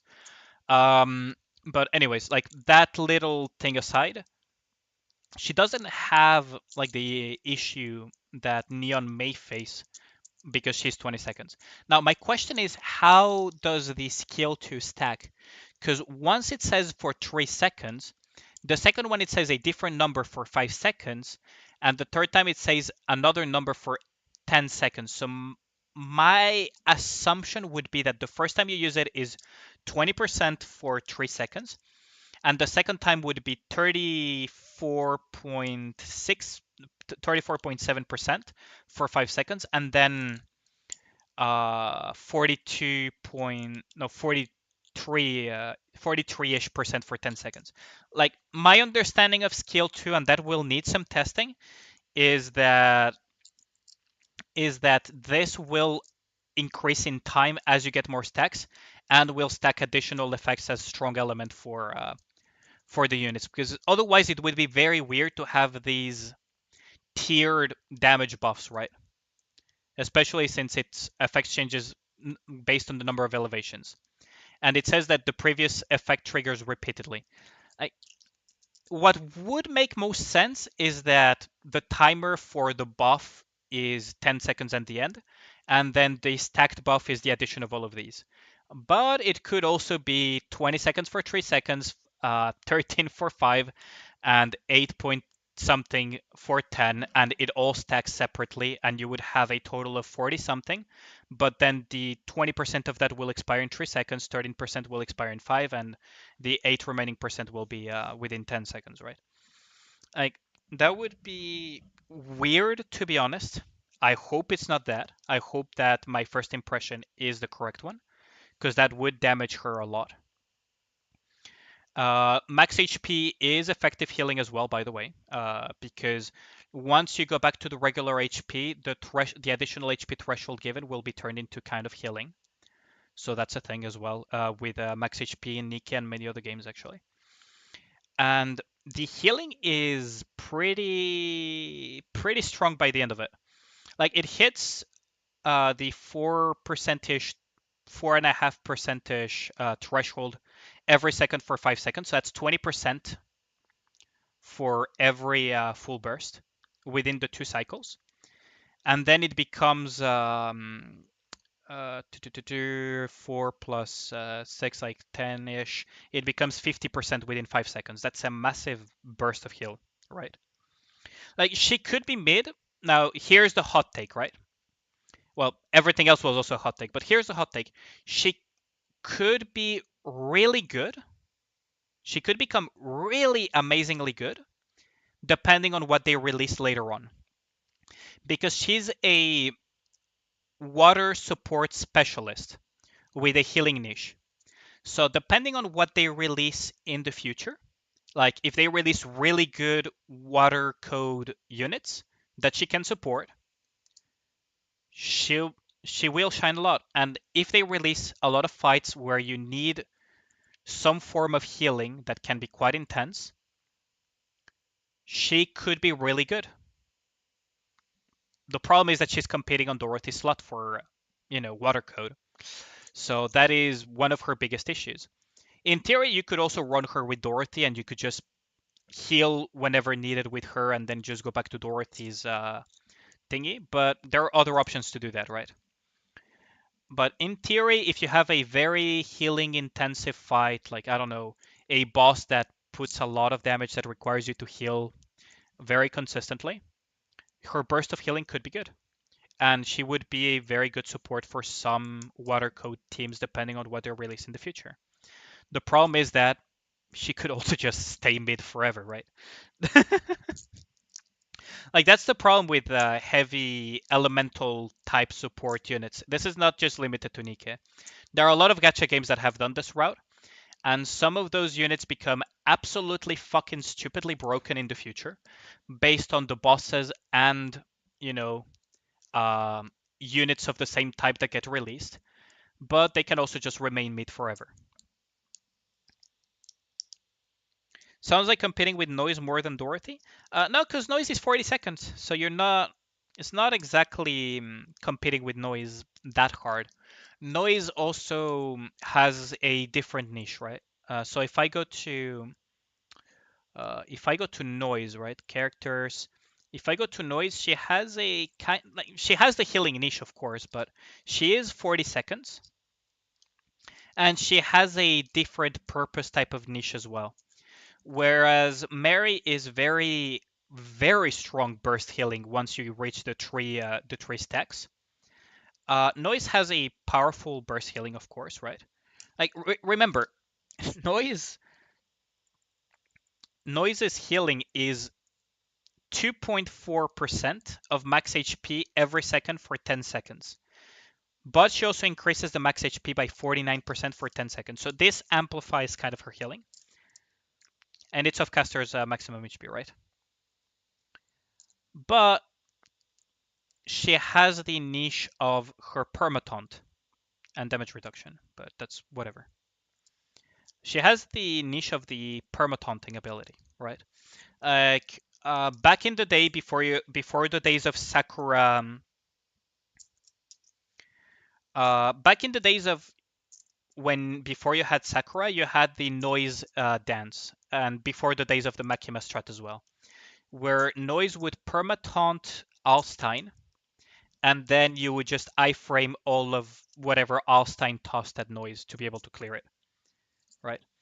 So noise will still have a lot of niches, and they could compete for healing, but to be honest, I would have to math this out to see how much effective HPS noise's 40%, 40-second burst gives versus, Mary's massive fucking healing. Like, Jesus fucking Christ. Like, this is 50% of the caster's final HP, which is like it's basically their way of saying snapshotting, I assume. I assume that this what they mean by the caster's final max HP is their way of saying that this skill will snapshot Mary's maximum HP at the moment of activation of the skill. I assume this is what it means. It will snapshot it. Snapshot it means that it takes kind of a picture of her HP at the moment of activation, and it uses that as a reference no matter how her max HP fluctuates afterwards. Um, Stop staring there. Yeah, she has like very, very. Whoops. Can I? Whoops. Oh, there we go. She has very massive healing, right? Like very, very massive healing. And that could be her niche.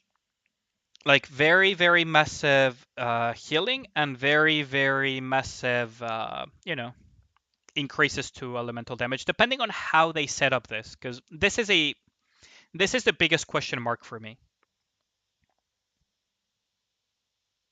That how it removes any need. Yeah, exactly. But like that's my biggest question mark is how her skill 2 works. Because depending on how these timers work, it could change massively how good she is, right? Came so close to Azur Lane. I mean, it is a pretty good outfit, to be honest. Like, they did a pretty good job with it. Same with Neon, I guess. I've never been a huge fan of Neon, though, but, I mean, they did a pretty good job. Like, with Neon, that is my concern. Well, she does get big damage as strong element no matter what, but the parts damage is dependent on her bursting. And her burst kind of relies on, like, imagine stuff like Mother Whale, stuff like, that has lots of stacked up parts together. Like, what fire bosses exist that have very stacked parts? Very, very massive movement, yeah. Like, okay, so let's take a look at the database of bosses. For I guess Centurion also works, right? So what bosses are fire code that have lots of parts, right? Because blacksmith's parts are its guns. So the splash damage, I don't know about that. What boss would be both fire code, so he's wind, so he's weak to fire. What boss would have fire code and very stacked together parts? Harvester? Does Harvester really count? Because Nihilister? Yeah, Nihilister, I guess, because the guns are pretty close to each other, right? Nihilister, yeah, definitely, because you have the twin heads in P2, you have the guns in P1. You could always like aim to splash damage by just shooting down the head, depending on how big the splash radius is, right? So I guess Nihilister would be one. But what else would be like a good example of something that has lots of parts? Because I don't. Is Armstrong really going to benefit from. Like, it doesn't have parts, it only has a body. But sometimes that doesn't matter because the game is a little bit finicky when it comes to that, actually. You can get multi-clips even if the opponent doesn't have thingies. Cucumber? Cucumber would actually be a good Neon fight, for example. Yeah, train is win code. I mean, like, Cucumber would be a very good example of it, actually. Like, Cucumber would be decimated by Neon, right? Isn't this the one that has like a bunch of ball sacks and as parts? Because it just says H body here. Maybe I'm thinking about a different one. What was the one that has like a bunch of ball sacks that? I mean, latency is fire, isn't it? No, it's iron. Never mind. What was the one that had like a bunch of ball sack parts that you could just shoot? Oh, it's Porter, wasn't it? Oh, but this one is weak to iron though, so that kind of puts a dampen on that. What would be like some good examples that Neon could fight against, like besides Nihilister, right? Like besides Nihilister and Blacksmith, if you want to be like, because bosses we don't really have. Is Material H fire? No, it's Electro. Material H is Electro. Stormbringer is Electro as well. Altsign is Wind. Gatekeeper, we'll see it someday, I guess. Harvester is Fire, that we know. Modernia is Iron, I believe. And Mother Whale is weak to Electro, so she has to be something like Wind as well. Or what was it again? No, Water, right. Water is weak to Electro. Cucumber is the poop about, yeah. I mean, if you simp for Neon, that's fine, right? But I'm just trying to think objectively for those who don't simp for Neon. Like, what would be the uses for them, right? She has parts damage. She has damage as strong element. So there's those. Is Sun Bather fire? No, it's water. But like objectively, we'll have to wait for like Neon is also one of those that will get better as more bosses get added, right? Assuming the bosses have like clustered up parts and everything. So she could, in theory, get stronger as bosses come around, and if they don't fuck over her kit in terms of mechanics, right? Like it's depending on a lot of things. It's kind of like the same take as Summer Mary, right? Like Summer Mary and Summer Neon is kind of like, you know, like Could be mid forever or could be good as things go on, right? Is Laplace good versus Nihilister? She can work. You can make her work for sure. There are, like, the double hit angles that I use on Snow White, you can use them on Laplace as well. They work. But like, it's one of those things where depending on the bosses they release and the support that they give to these units, they could become insanely broken in the future, or they could just be mid forever, or even be like not used that much. It really depends. Like, it really, really, really depends. It could be a lot of things. I'll pull for both. I'll do some testing myself as well, so that you guys can. I mean, assuming I get both of them, because that is a very big assumption. Assuming I get both of them, I'll give some testing and I'll tell you guys what I think about it. So far, it has potential, but we'll have to see what type of support they give to it and also how some of these skills interact. Because if the splash damage of Neon is not very big, then that would be kind of a shame.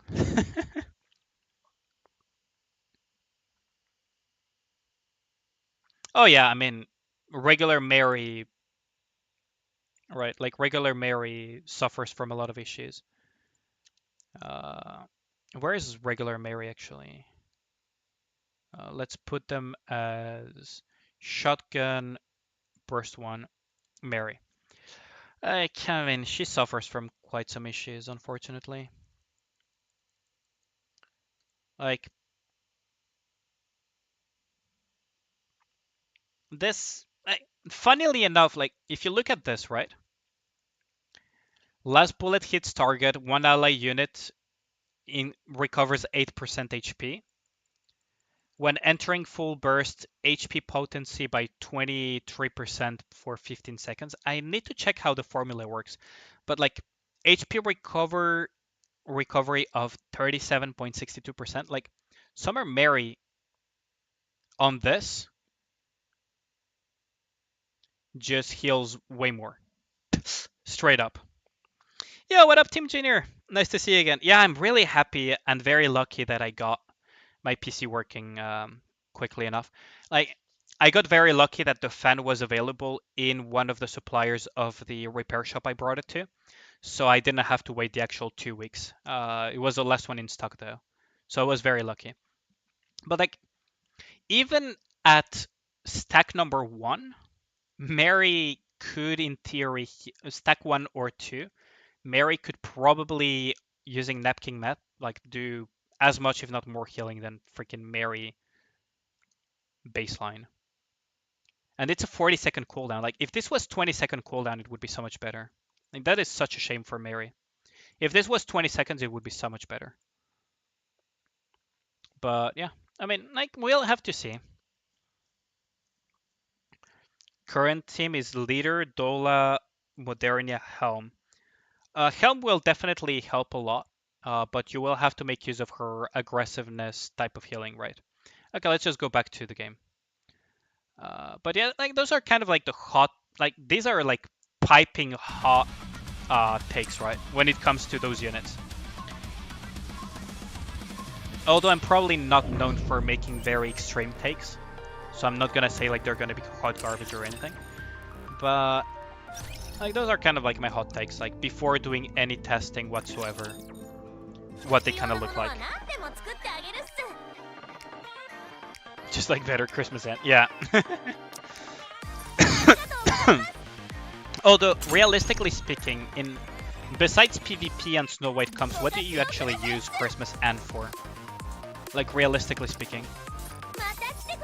Because I'm a Snow White player, so I actually really want to have a Christmas End, but I'm talking about the average player. Like, what do you use Christmas End besides PvP and a Snow White Comp?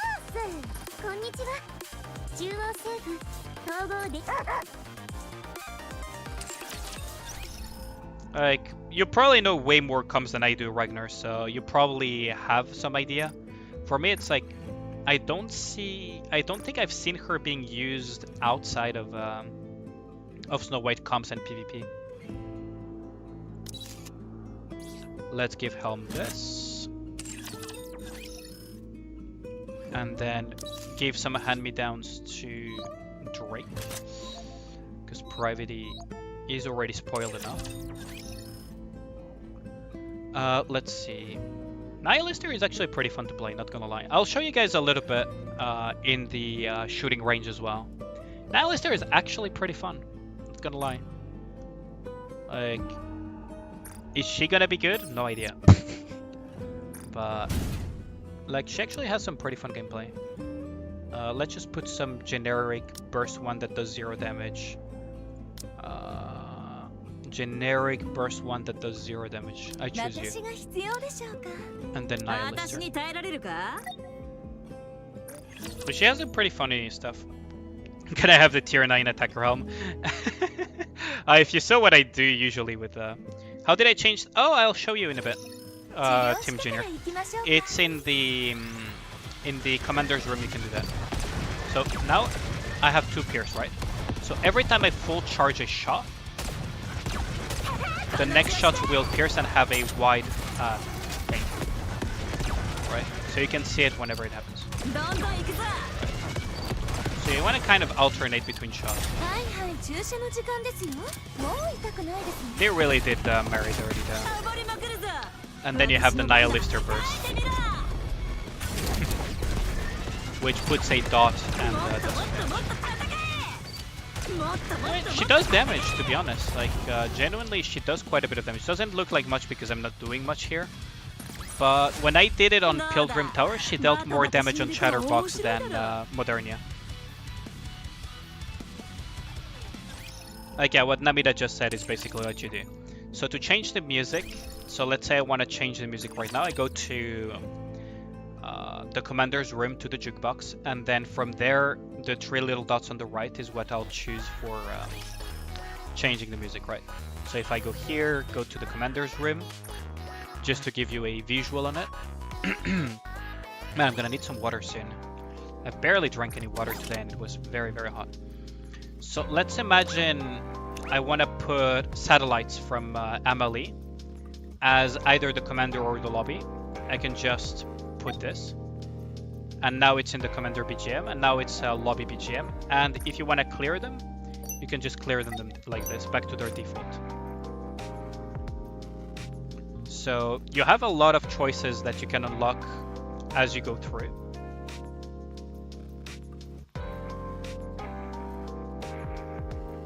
This is the Overzone one. The event was around here, wasn't it?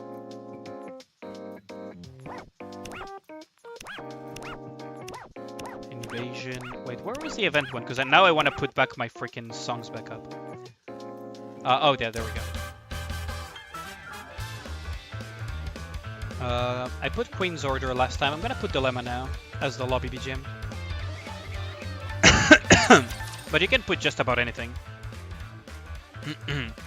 Snow White wedding dress? Yeah, that is a good one.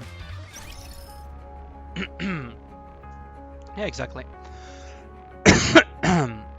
But yeah, that's how you change the lobby music. So I've been trying to figure out how to beat the number 2 because he changed and reinforced some of his composition. So now it's a little bit more annoying to beat him. Because he puts like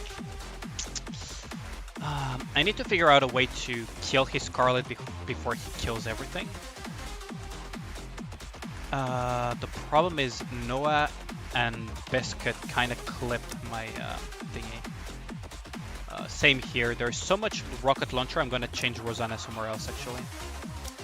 Like here, Rosanna doesn't fit that well. I could put a burst one Nikke like. I could swap out Rapunzel, couldn't I? So I could. Rosanna.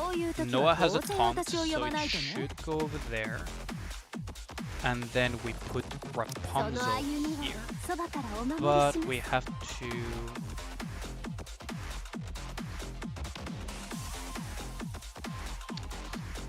Maybe like this. Although I'm a little bit scared that Rapunzel is gonna get nuked. We'll have to see. Oh wait, no. The other way around. Whoops. There we go. And then for the first team, what could I use to just hard nuke? I mean, this works. Emma kind of counters that Modernia, but not that much. I could swap them out like this. Okay, let's just try this, right?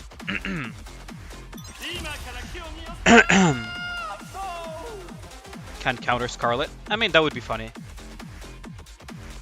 Okay, let's see if my idea works. I have a feeling that Jekyll is gonna die before she can do anything, though. I have a feeling that Jekyll is actually gonna die before anything can be done. And that would be a shame. I really have a feeling that Jekyll is actually gonna die. Oh, maybe not.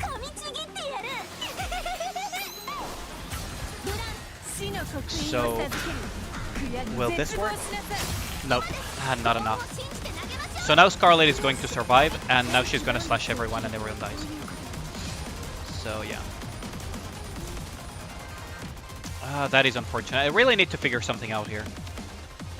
Because Rosanna used to work, but for some reason lately the RNG hasn't been in my favor, and I don't like RNG comps.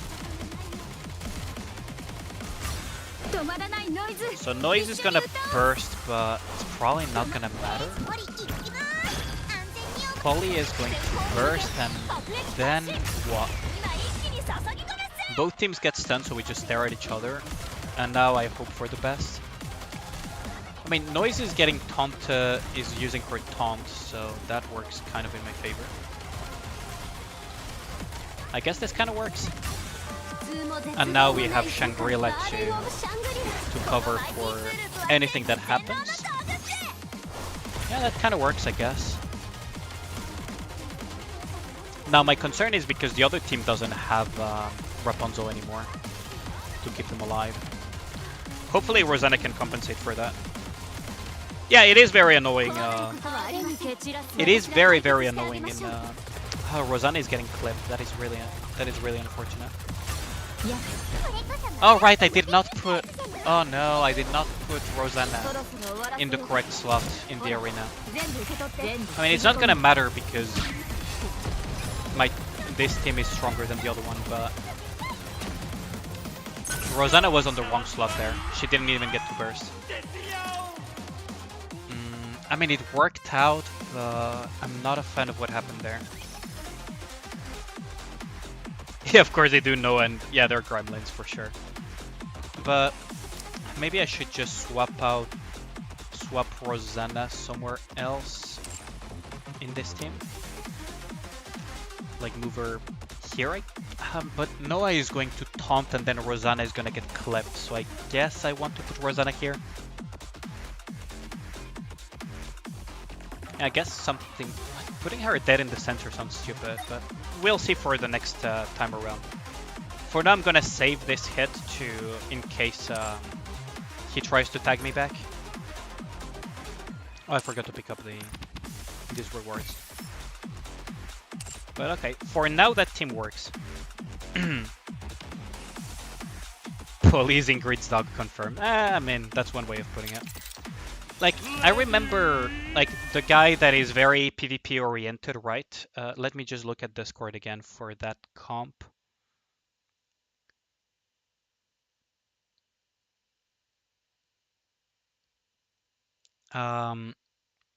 Like, the comp that he recommended was, let's see, where is it? Noah, Biscuit, Alice, Rapunzel, Senti. Apparently that comp is almost impossible to counter. So I'm gonna put it in my rookie arena so that you guys can see it. In rookie arena, okay? So the very, very annoying defensive comp. If you wanna like really be the absolute fucking worst towards your enemies, you go this, then Alice needs to be somewhat built. Like, disclaimer, Alice needs to be somewhat built. And then you add Rapunzel Senti. So Rapunzel and Senti. And this team is fucking cancer. Sorry to say it like that, but this team is actually obnoxious when it's properly built.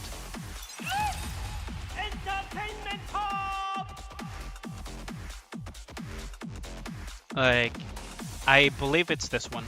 Because this team, you're not gonna kill anything. I believe it's this one, but it's a stall comp, right? It's not meant to attack, it's meant to stall out the opponent. Because what's gonna happen here is, you're never gonna nuke them. And now Alice, if she was built, she's just gonna demolish everybody with her pew pew. And this comp is seriously annoying in arena. It's like seriously annoying in arena. Game keeps crushing 7 out of 7, 6 out of 7, and then download to 2.6. Ooh, that is bad. Kudu Colt has gained billion followers, really? Jeez. But yeah, like... wait, where is the comp that I... Yeah, this is the comp that that Rosso mentioned. So basically it will stall out, prevent the Scarlet Nuke comp from working. So if you're facing the Scarlet Nuke comp, this could work. Because despite being a turtle team, its burst generation is super fast. It generates burst very quickly. If you put a Jekyll, it's even faster, of course, but... Yeah, like... Not even a scratch looking, right? But I'll need to test it out in arena myself. And my Alice is not very built, but that was like the comp that he recommended to me. I don't know if the meta has shifted since then, because that comp recommendation was from a while back. It was... 3rd of June, so it's not that far away, right? It's like 8 days ago. I would assume the meta has not radically changed since then. But apparently in like many cases, it's a very annoying comp to face.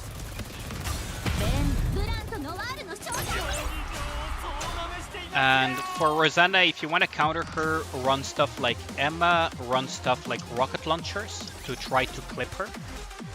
Because Rosanna's main weaknesses are Emma because she's a minigun, and rocket launchers and stuff like that. Rocket launchers specifically work very well at that. Is because even if she has concealment, she can get clipped because your rocket launcher hits something next to her. And if you remove her concealment status, you remove 400% multiplier loss on her burst, so she will do far less damage. You're removing like almost 50% of her damage, like a little bit less than 50% of it. Like you remove a lot of her damage.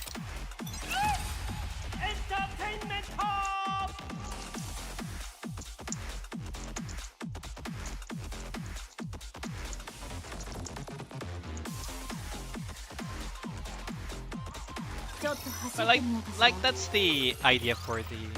If you want to counter Rosanna in arena because you face her and she annoys you, that's kind of the way to go. Otherwise, Rosanna is quite good as an assassin. And she just assassinates shit, right?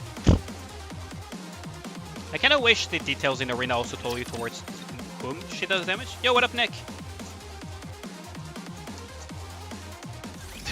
You don't care about PvP? I mean, that's understandable. Like, for people who want to kind of just farm the gems, and with the changes of PvP it's going to be a little bit more difficult, it's always good to know a little bit extra, right? Thanks for that, Nick. Yeah, like, getting Nihilister was pretty nice.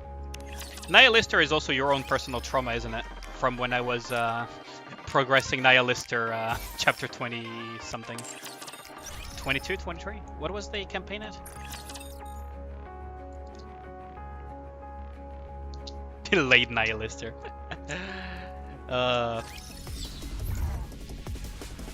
Yeah, chapter 22. I'll continue chapter 22 in a bit. I'm gonna do the advice sessions.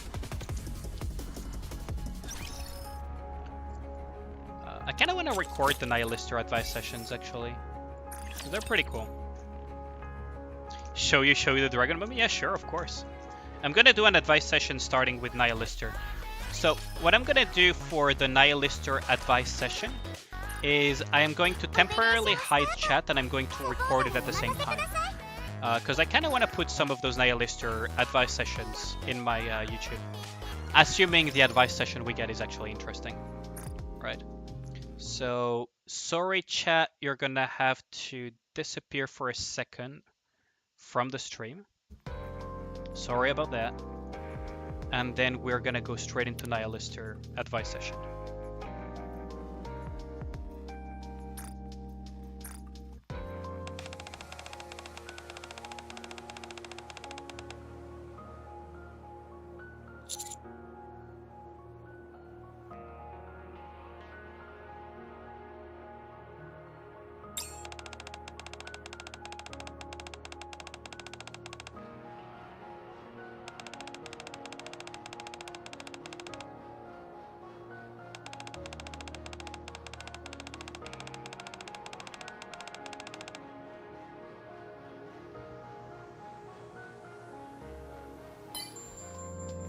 That was a pretty cool conversation, right? The fun already spicy, yeah? Fine by me, no need for spoiling. I mean, it's not a... Like, these conversations are not exactly spoilers, right? Like, I mean, they could be seen as spoilers, but they're not super spoilery. Because this is like side story, right? Type of stuff. Okay, let's advise Blanc today as well.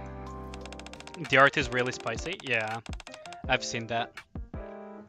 There are times where we come across some rude customers. How do you think we should handle them? Let me take care of them. Can be pretty intimidating. Are you sure you can handle them? Either way, hearing that makes me feel reassured. I'll deal with them myself. Always do that.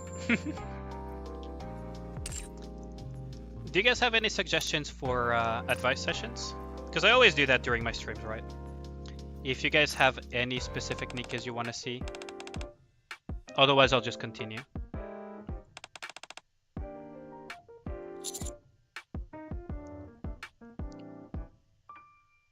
That's why we have to make them all go to sleep, or they're under an insomnia spell. Okay, this is a tough one.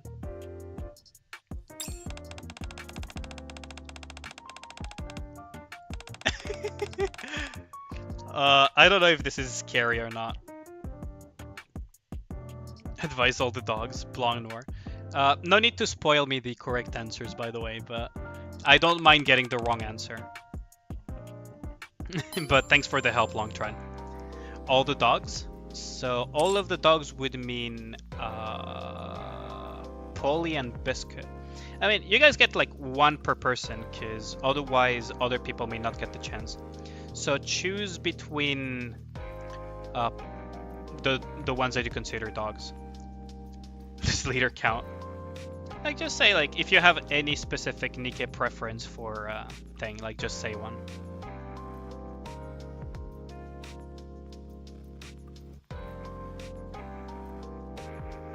I'll give you guys a little bit of time. Also, Haran is going to get, no matter what, an advice session. How do you think? Am I more captivating now? I love her reaction. Okay, chat. Advice Shuen, she's also a dog. Privacy could be a thing. Okay, chat, look at this. Oh yeah, I need to reactivate. I just remembered. I need to put you guys back on stream. Okay, look at her reaction when you give her a very unexpected compliment. Haran, never change. She actually got very flustered. And then she composes herself. Haran never change. Privacy. Okay, so Nick voted for Privacy. I'm going to do Privacy right now. Into Yulha, but she just gave me a death glare the whole time. She nagged me half to death, then I just walked off. I'm feeling a little upset about it.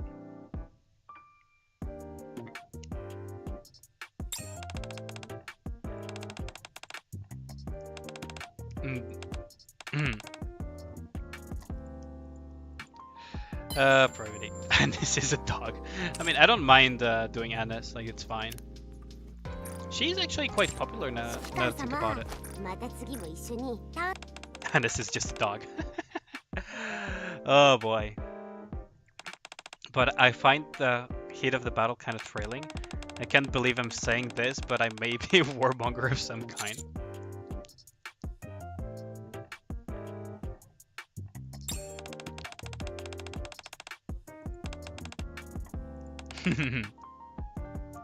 Can't be because I enjoy smashing things up. Anis? Soda, okay. So Longtron voted for Soda.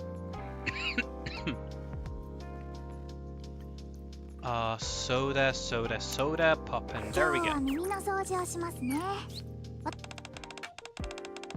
So someone said Polly as well, so we can do that. Talentium Mall earlier today. They had a sponge that can clean away old stains on sale. I was going for half price. But I've already bought a lot of cleaning tools. What should I do? A craftsman does not rely on their tools. Oh wait, that's probably the wrong answer. Yeah, that's probably the wrong answer. Oh, we still gotta level up though. And is kissing Soda fan art. I mean, you could always make it. So I saw someone voting for Polly. Yeah, Zephyr voted for Polly. And Zephyr hasn't had a turn yet, I believe. No, Anis already happened, so Zephyr got a turn. Longtron also got a turn. So if anyone wants to vote for one, otherwise I'll just loop it back again, right? So Jackal for Longtron. There's 3 left though, so if you have a specific vote, go for it. Folkwang. I think you also had a turn, Nick, right? Yeah, you voted for Priority, so I guess I'll just loop it back. So next one will be Folkwang and so on. I don't know, ad nauseum. What should I do to make him fess up? Ask him politely.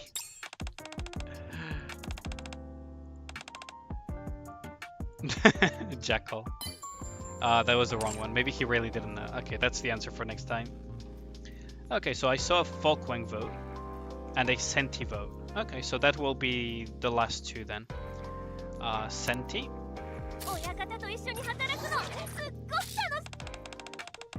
Pain working in the rain. I only have 2 hands, so I cannot hold an umbrella. I mean, just wear a raincoat. How is that? I'm a little bit concerned for Senti now. Your avatar is a dog. So Folkwang was it? Yeah. I don't care if I go whatever. I can't help but feel it might make the people around me feel uncomfortable. Oh no. Let's go for the full down bad answer. Let's just go for the down bad answer.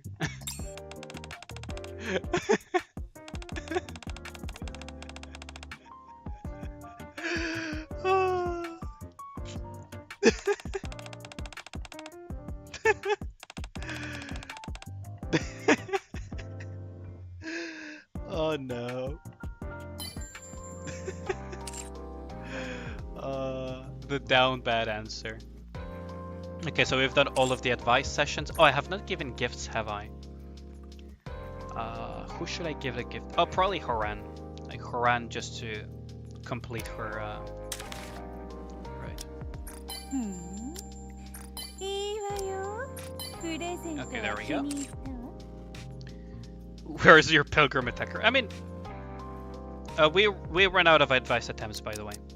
So that's it for today. Down bad answer is the one. Yeah, I mean, when it comes to Anis, it is the case. When it comes to Helm, not really. But when it comes to a lot of Nikkes, it is true that the down bad answer is the correct one.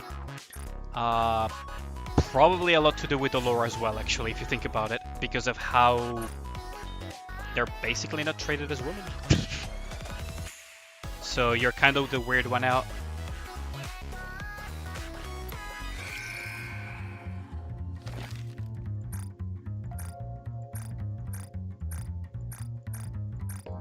Recruit Nikke's one time. I really didn't do that one, huh? Now we're just working towards Sin since we got Nihilister. So, okay. Tomorrow we're going to have a pretty big rolling session because these 60 pulls are going to go towards me revising the wish list and changing these Nikkes for the bunny girls and probably Rosanna. Yeah, I already did all of the advice sessions, Longtron. We already ran out of them. And I'm gonna do a third pull actually, fuck it. Because why not?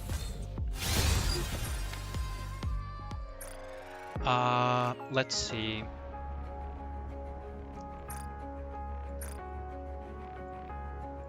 This, then claim this. Oh wait, what have I not done yet? Enhance equipment. Outpost defense claim. Oh, I have not wiped out yet either. Wow, way to forget. And I have not enhanced equipment yet, have I? Yes, I have not. So, Snow White, we're gonna upgrade your gear a little bit today. Not because you're my favorite, but because you're actually my most favorite. Wait, have I? Yeah, okay, good. Goodbye, tier 9 gear.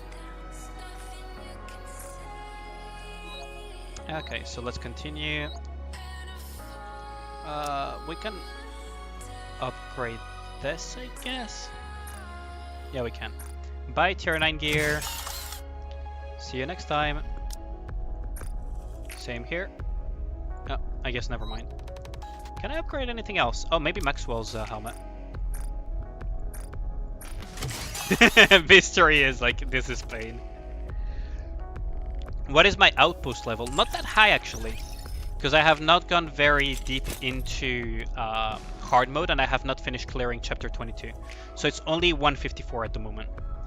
I believe Ragnar, if he's still around, because I saw him venting about not getting Pilgrim Attacker just a second ago, like just get better luck, kick W, has a much higher outpost defense level because he's like much further ahead in the hard mode than I am. And also he probably already fully cleared chapter 22. Can I explain what hit rate is? Okay, so let me pull up Union. My understanding, right? I am very willing to have to be wrong and be corrected about this. But from my understanding, hit rate is both the ability to hit cores and also how effective weapons are based on distance and the spread. 171 Gs. No, we are never gonna get close to the maximum outpost level ever again. That's not gonna be a thing anymore, at least for a long time. Like hit rate, for example, if I take Guilty, right? She's a shotgun, so to reduce a little bit the spread and make her better, you put hit rate on her. And also it improves how effective her shotgun is at ranges outside of what works best for her. And also increases the odds of hitting, you know, the cores in general. Like that's my... It's basically accuracy, yeah. It's basically accuracy, at least as far as I understand how it works. So units that want hit rate are usually shotgun units. So shotgun units want hit rate in general. Modernia wants hit rate. So you usually go for Modernia with the hit rate cube until you have overload gear that grants her hit rate. In which case you will swap the cube for the maximum ammo cube, which is the Bastion cube. No, which one was it? Wait, which one was the max ammo cube? Holy shit, I'm fucking stupid. Yeah, there we go, this one. The Wingman cube. Holy shit. to increase her ammo capacity, because if you increase it by percentage, she has a fuck ton of ammunition because she's a minigun. So, like, stuff that, yeah, you want accuracy for. Now, I don't know the math behind it. No, Bastion is not. Yeah, it was Wingman. I mixed them up. It's Wingman, I believe. Was it Wingman? Now I'm confused. I'm fucking terrible with names. I think it was Wingman. Yeah, it is Wingman. Oh, once she has ammo overload, it's better. So basically, once you have both ammo and... Really? But that's only once you get ammo and hit rate, right, Ragnar? From my understanding? Yeah, I know it exists. I think Guilty has some of that. But that's once you get both hit rate and max ammo capacity then. Like, that's super, super late game. That then you change again to the resilience one. Because you don't need the other stats anymore. So you would get resilience reload speed, basically. So that Modernia has as little downtime as possible. Lister doesn't have milk. What the fuck? What is wrong with my chat? But yeah, that would be like super late game, right? Even without the max ammo capacity and the hit rate? I mean, I would believe you, but it would need like actual math and testing for it. There's probably people that play way more Modernia than I do. Personally, at the moment, I have Assault Cube on her because Keg W overload gear, I guess. Yeah, you guys are pretty degen. But yeah, like, you can think of hit rate as accuracy, basically. I hope that answered your question, Sarmiento. If you have any additional questions, like, feel free to ask. I'm always willing to answer. For now, why is the outpost pinging me now? Probably thingy, right? Wow. With Bastion 7. Oh, that is pretty good. But you already have a max ammo capacity and everything then, and hit rate on your overload.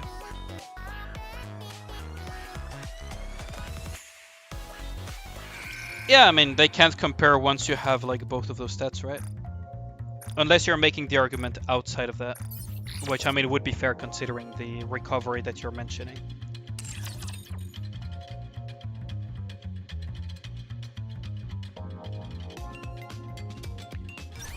Ruku has the tier lists.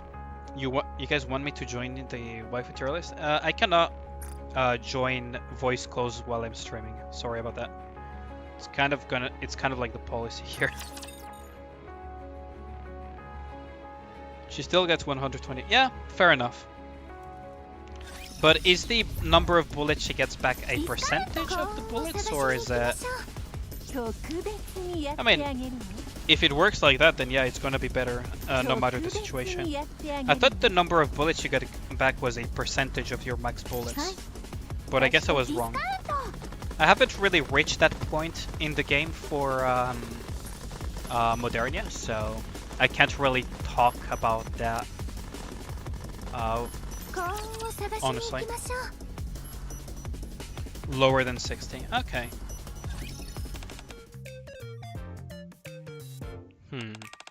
I'm pretty sure I know the robot they're talking about. It's the same one that delivers our packages all the time. Okay. At least it's always got that same look plastered on its face. Jesus. Okay, so that's interesting. But that's assuming you have invested enough, right?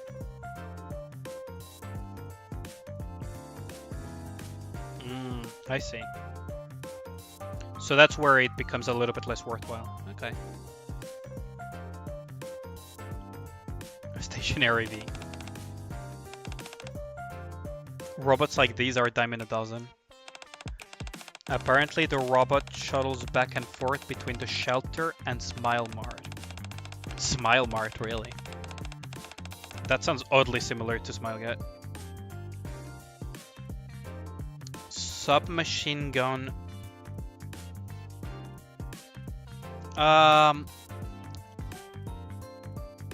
Really? Can't really tell because the kit of the Nikke also influences a lot how strong they are. Like, not just the gun, but like the kit in general. Keep starting modern, yeah? I mean, at least you have a lore accurate. We got Mary Smash, we're getting smashed, we got to Jelly Skip and Lol. At least you're getting the lore accurate Chatterbox, Namida. Like, that's the lore accurate experience. Yeah, exactly. Like, gun type is important, but the kit can just completely override that. Doesn't look like it's smiling anymore. What a mess, the Raptors really did a number on this place. Jeez, look at the damage and destruction behind. Wow. Chime wants your location, she's gonna end your entire career. No spoilers from data mining in here, Ragnar, but yeah, I mean, we'll have to see.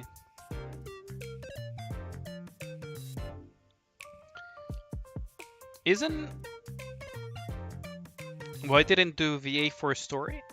This is not the main story, Long Trend. This is like side quests. Would be nice if they did voice acting for everything, but this is just a side quest. This is not main story.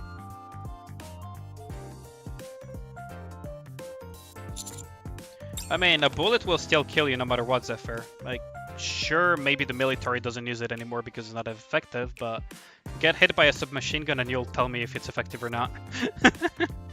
The day you can bounce back a submachine gun bullet with your abs, then I'll believe you. Why aren't you looking through the debris? Yeah, I think so. PvP big point. It's stuck in the wall. How? Wait, how is it stuck in the wall?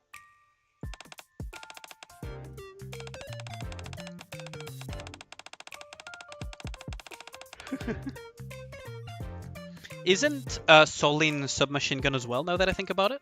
I'll have to check what type of gun she is. But isn't Solin submachine gun?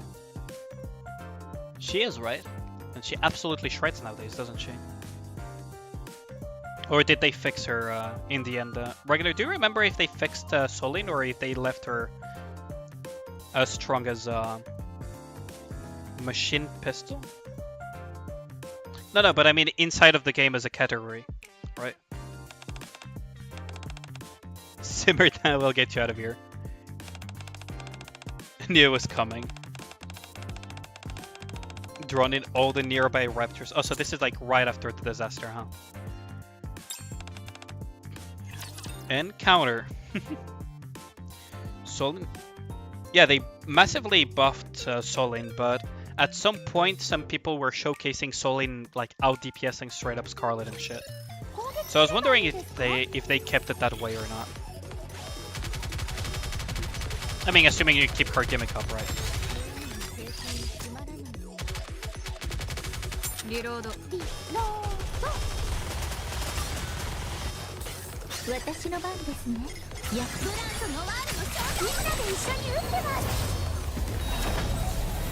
Okay, so now we just wait for the Elite Raptor to show up. Bye.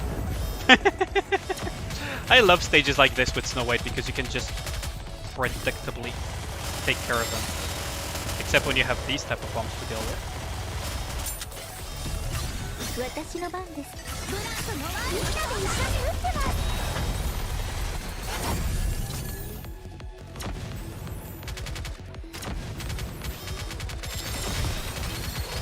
There is another Elite Raptor to take care of with Snow White. And there's another one. Ooh, that's good. So we're gonna put the brand on the one over there, actually. Deal with the tiny ones. Have focus fire over here. Kill that. Focus fire that. And then the explosion should clip the other weapons. Okay. We're in good shape here. Like Solin, I remember seeing a lot of videos of her just absolutely freaking shredding things after the boss. I'm not gonna let that go up.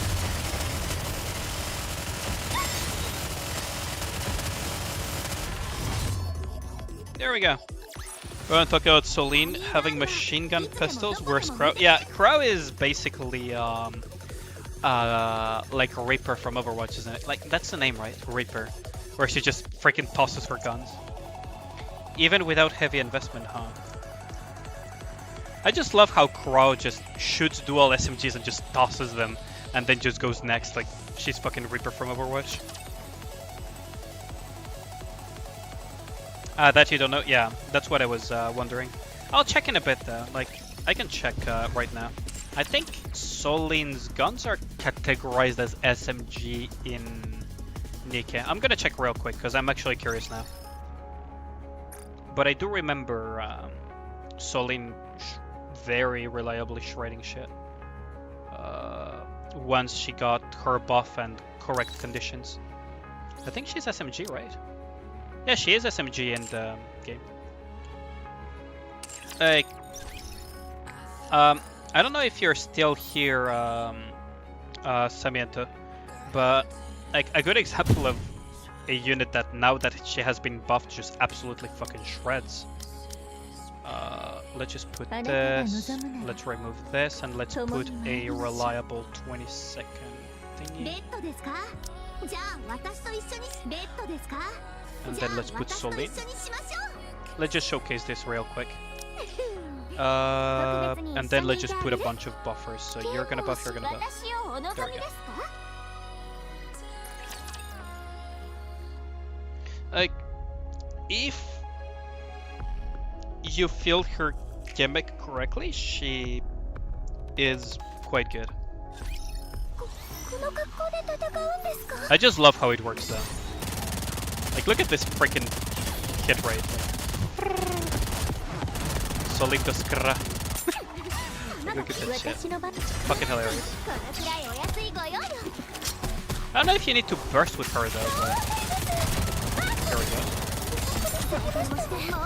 Fucking hit, like the fucking rate that she shoots is so fucking fun.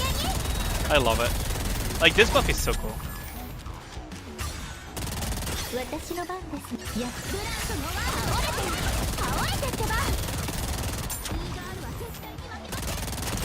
I wonder if a quick reload team would actually work with Solin. They're pistols until you tell me otherwise. I mean, you're free to cope however you want.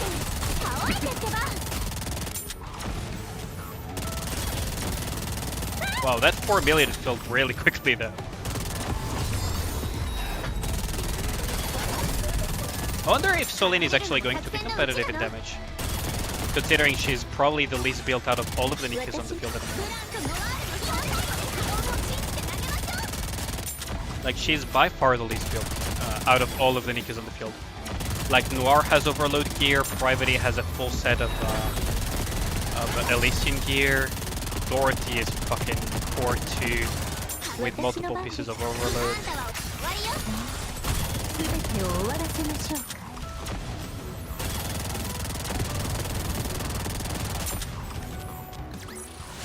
Let's see, Dorothy's probably gonna be at the top.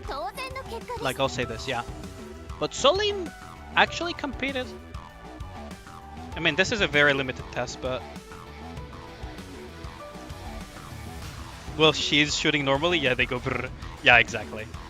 Fucking Dorothy being Dorothy as usual. Jesus Christ, that's so stupid. And this is a super limited test, right? But...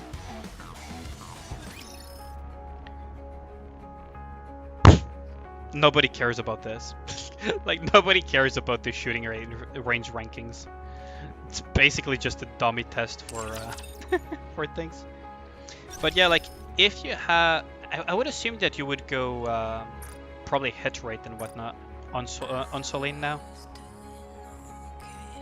And then hope that the bosses are not too far away.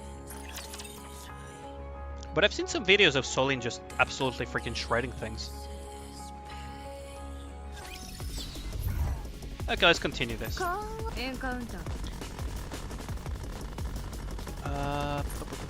It's a defense, but we have jellyfish. I don't like jellyfish.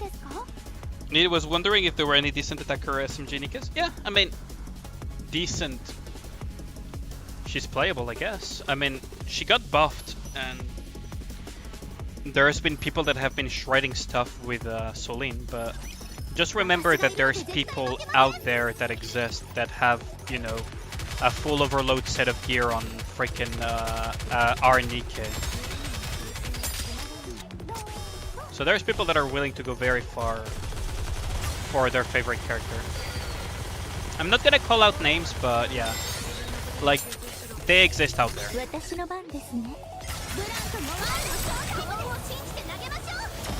People that simp so hard for a R Nikke that they just straight up give it a full set of overload gear. Solid is good now, especially if you can keep her topped up. Yeah, that's probably it. I cannot talk too much about it because I have not given her a proper test since her buff. But from what I've been reading and looking around, it really seems like she is really good if you can get her gimmick to consistently work. Because her gimmick is she goes Super Saiyan if she's max HP. She goes absolutely fucking Super Saiyan if she keeps her max HP.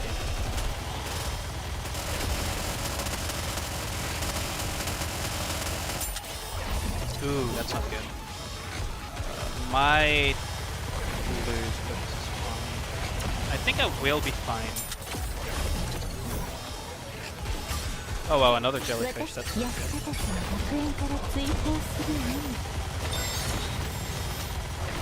Let's not let these things run through that. There we go. I wonder who I'm talking about? I mean, I'm not chat shaming. It's not chat shaming if the person in question is not in the chat, active in the chat at the moment. And I'm not saying names either.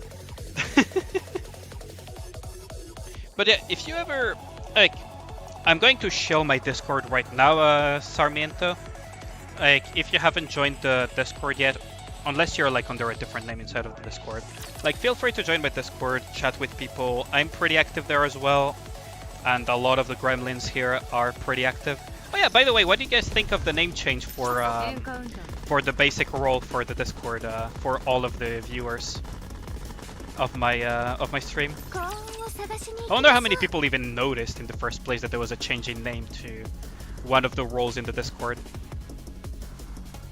Yeah, exactly. Question mark. Yeah, I freaking knew that most people didn't even realize and they just went auto mode when they were reading the announcements. Oh, I didn't announce it. I just did a couple of announcements about my stream and everything, and I just waited to see how many people would notice the role change.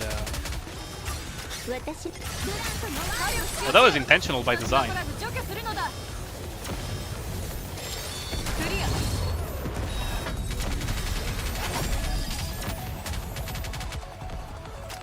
Oh no, I have blue text, that's not the thing.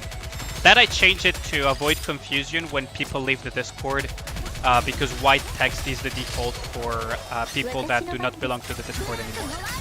So I figured it would be a bad idea to keep it white, even though it would thematically fit with Snow White, because of the confusion it could create.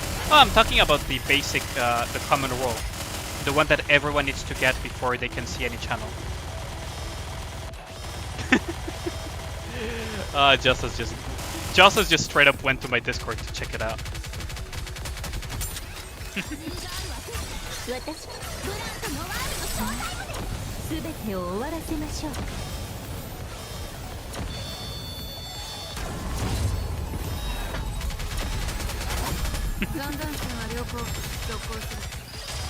I thought it would be way more fitting for this community, to be honest.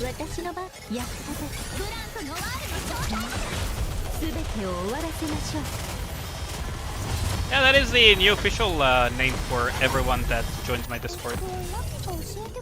Like all of my viewers that now join.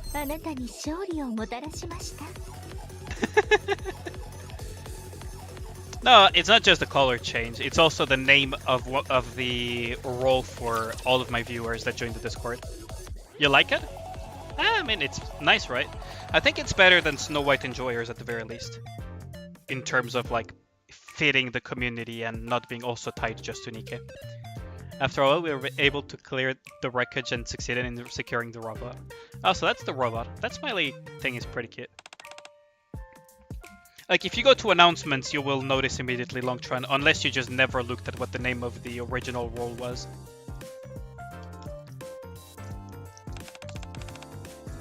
That's a good robot. No idea what you're saying, but I think you're thankful we saved you. I think it's berating us that we didn't save it faster. I translated what it's saying using blah blah. What?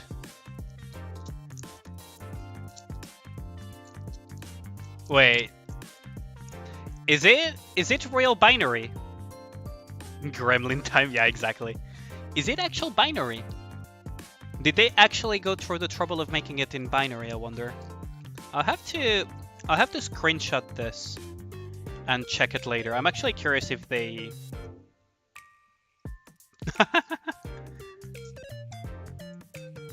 I wonder if they actually took the time to do it.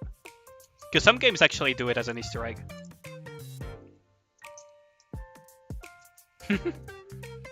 Oh wow. Talk about being ungrateful. What time maintenance will start? 11 a.m. to 18... Well, 11 to 18 Korea time. So... It will begin in... It will begin in... I'll have to double check. Yeah, I think it's 11 a.m. Korea time that it starts. I believe that's the case. I'll double check though, just to not give you false information, Gustav. Must be wrong with the translator. I mean, if you live on the west coast, you may as well just apply a near 12-hour thing gap, right? If you live in something like California or Boulder or whatever, freaking Colorado or whatever, or in Denver or yeah, but I believe UTC +9 is Korea time, I believe. 24-hour time? No, it's. I believe it didn't say 24-hour time unless they changed it. The humans at shelter are waiting for me. You'll only be hurting them by making them me later than I am. This little twerp has a mouth on it.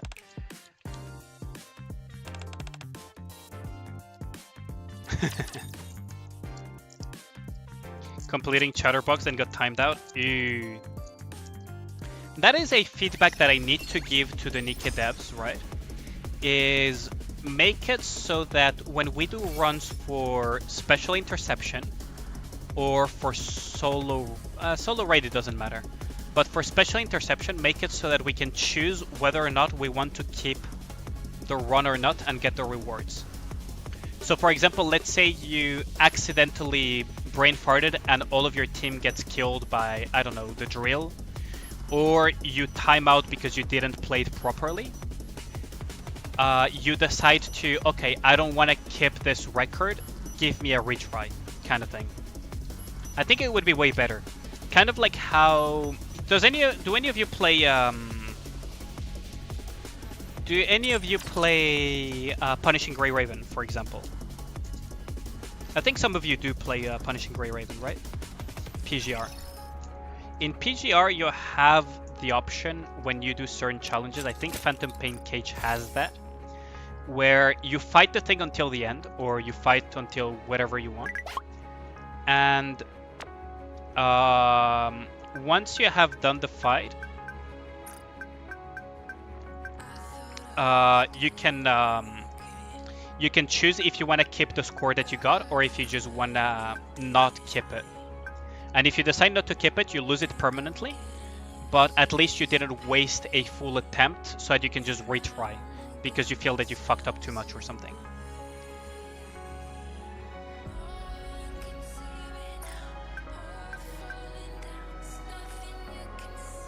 Hmm.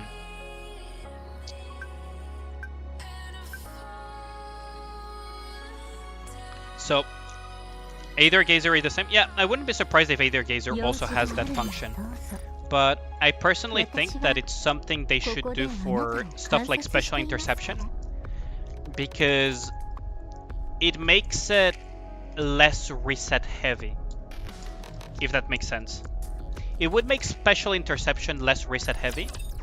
Because, okay, let's say I go to Special Interception, right?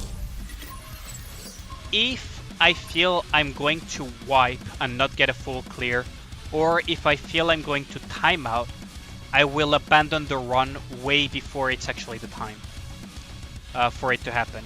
Versus if you had the choice to keep a run, right? If you had the choice to keep a run, it's kind of funny that you have different things.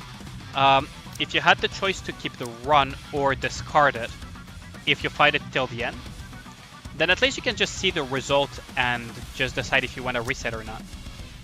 Instead of preemptively resetting every single time just because you feel it's not going to work out. You know what I mean? At least I feel it would make some things a small amount less frustrating when it comes to this stuff, right?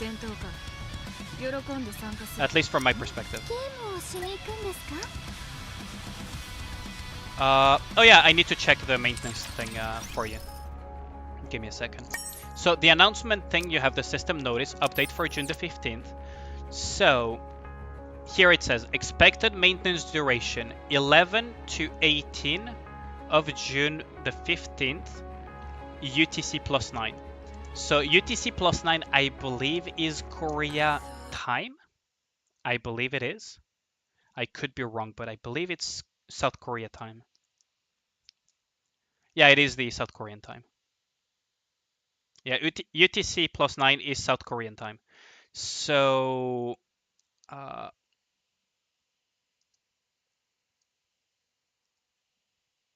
let's see. GMT +2 to UTC converter. I'm gonna do the conversion for you guys. GMT +2. Right now it's 11:34 p.m. So let's say 11:30 p.m.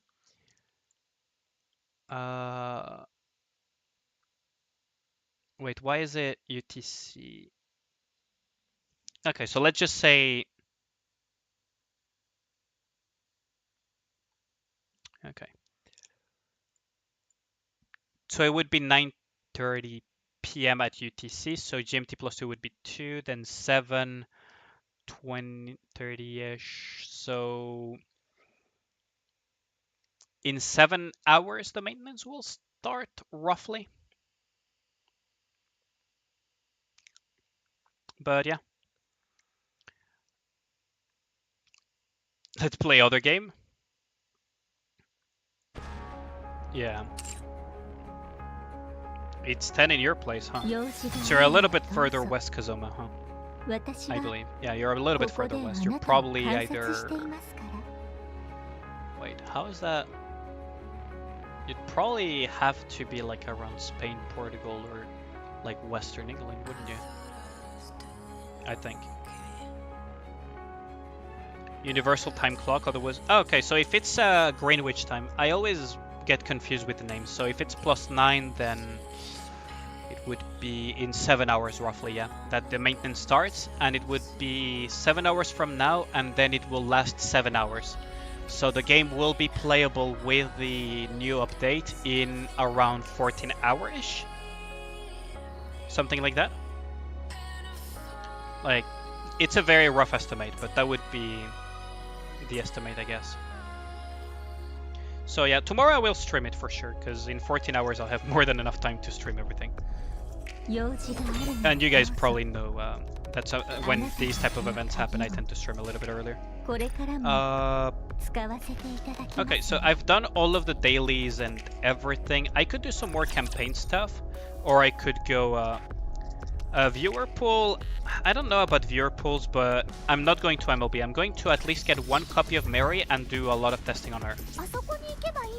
Because she's got some very big factors too that we need to test out. So I could continue doing these side stories, or we could go into another game like Aether Gazer, Fate Grand Order. I have everything installed here, right? Switch? You guys want to switch? I mean, if you guys would be interested in variety gacha, yeah, for sure. Big factors indeed. And so far, Longtron is the only one voting for it. I could put it to a poll, like do more side stories or just go to something else. I'm gonna play a little bit longer. Not too long though, because I'm very, very tired from my day, but I'll play like maybe 1 hour or 2 more. Or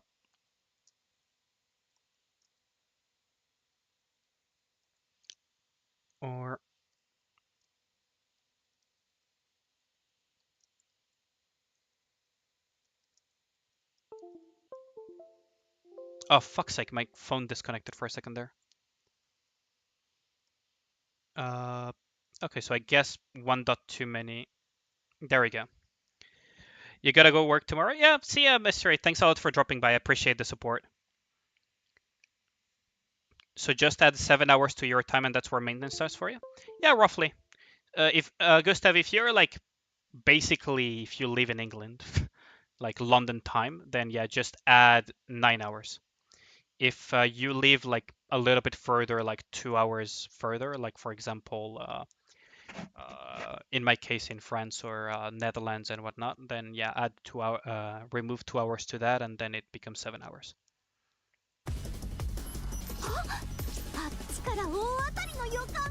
Yeah, see ya, Mystery. Thanks a lot for dropping by. I don't know if you have joined the Discord, Mystery, but feel free to join it. If you don't feel like joining, that's fine as well. But a lot of the news and a lot of the things that I say is in the Discord, so yeah. So far the vote is leaning towards other games.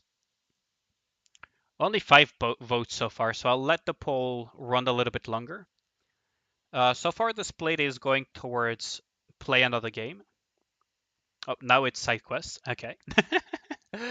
Don't forget to vote, folks. Don't forget to vote. 4 a.m. to 11 a.m. Oh, that's not that bad. Oh, you're from Texas. Oh, okay. So that is quite a bit more than 7 hours. But yeah.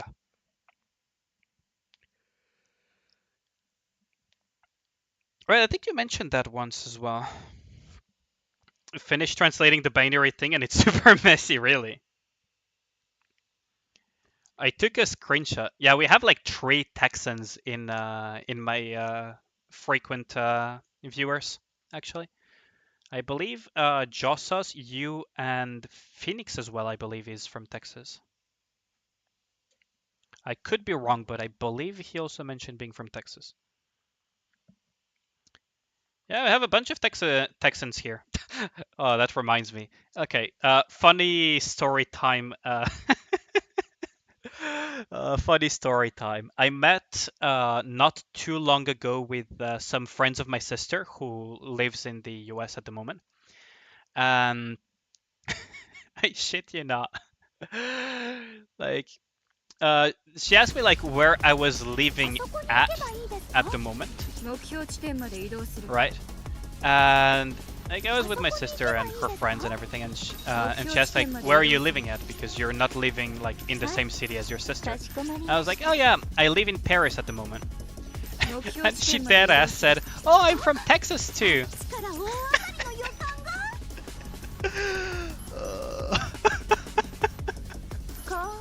She actually said that. I was like, oh no, not that Paris.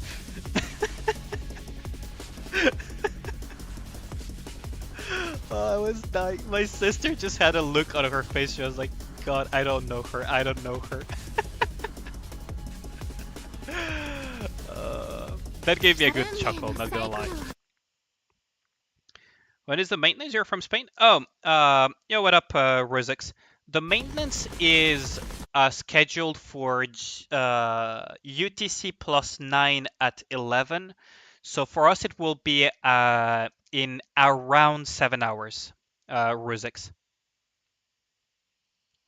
And it is expected to last 7 hours. So the thing will probably be out around in 14 hours, maybe a bit more. SideQuest Nikke is winning by some small margin. Yeah, there is a city named Paris in Texas. But that gave me such a good laugh back then. That got me so good. Like I did not expect that from happening. So the vote is heavily leaning now towards SideQuest. So I'm going to end the poll now because 7 people have voted. Currently we have like 11-ish concurrent viewers. So I think that's the majority. We're going to continue with some side quests for now. Maybe we'll play a little bit later other stuff.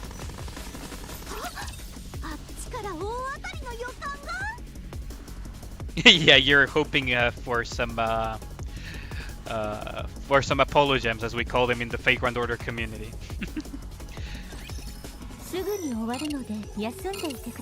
You would have full cleared? Ah, that's a shame. Yeah. Yeah, be careful not to... God, I need to be careful with my vocabulary. Be just careful not to shoot your Snow White burst at awkward timings. Sometimes being a little bit more patient really does miracles for Snow White. Like just being slightly more patient. Like here I'm just gonna keep holding these because none of these are worth my Snow White burst. Like, absolutely none of these are worth my Snow White burst. That thing though, yes it is.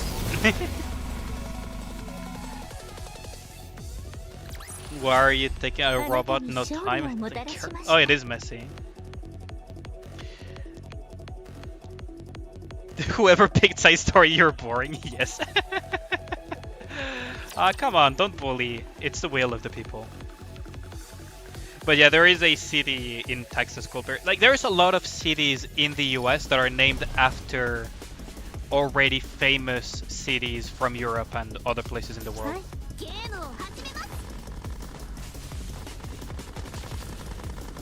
But I don't think the French only owned Louisiana state, I believe, and then we sold it around. Which time period was it where we sold Louisiana to the US? I kind of forgot. Maybe I'll remember it in a bit. I mean, if you want to have a see the Eiffel Tower while still remaining in the US, you can always go to what's it called, to Las Vegas, because that's a thing as well.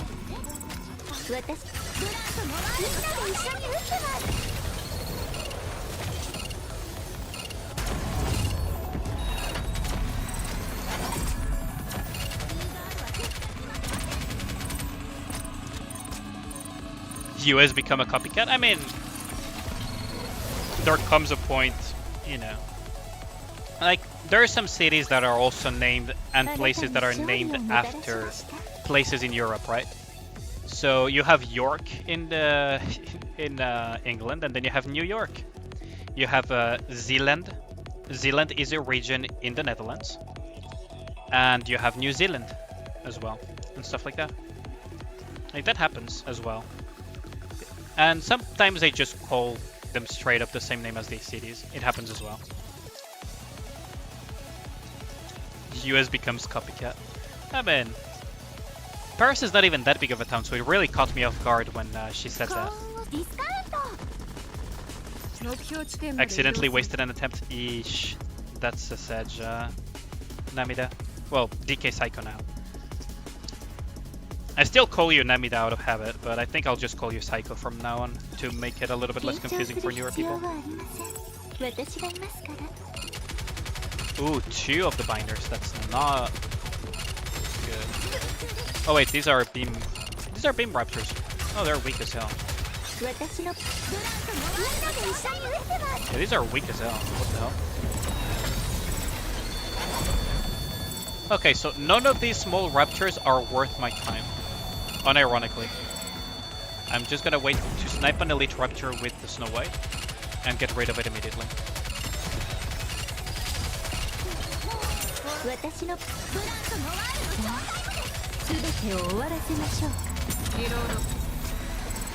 The other thing that I mentioned sometimes, it's sometimes just worth it being patient with the Snow White hit. Even if it's not like optimal burst rotation and everything, it's just sometimes worthwhile to just hold it and go a little bit longer.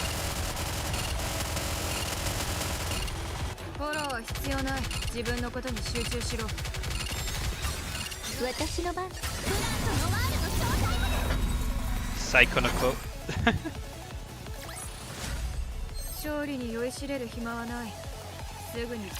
We're gonna get a huge amount of gem influx now that I think about it. Between solo raid and then a little bit later on we'll have a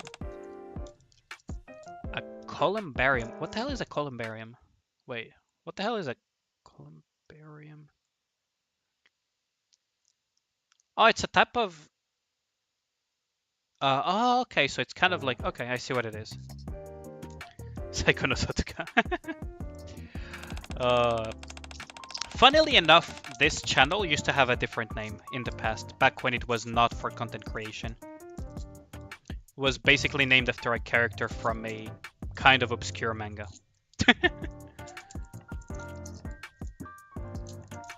Seems like the guy is giving us his grandpa the royal treatment. Really? That's a royal treatment in the arc, huh? Yes, give me those gems, baby. Yeah, exactly. I mean, for me, the funds have been secured for rolling, so that's not an issue. I did have to do some extra consulting on the side, but that's fine. So now we should be good to go. And I'll have to do some continuous consulting as well, but whatever. Like, it is what it is. Yes, it's a game.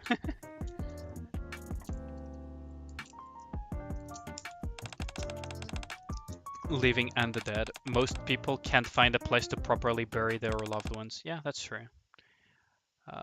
Someone I knew recently passed away, and it was basically a conundrum finding for that family to find where to bury her in the city of Paris. It was quite sad. I mean, it is what it is, but yeah. Like, it is very difficult, even in modern day, in big cities, for example, to find a place to bury people. We also had that issue with my grandfather. Or to his grandfather in such a pristine place. Yeah. We'll have a proper burial. Yeah, that's nice. Not exactly a friend. It's like, how do I put it?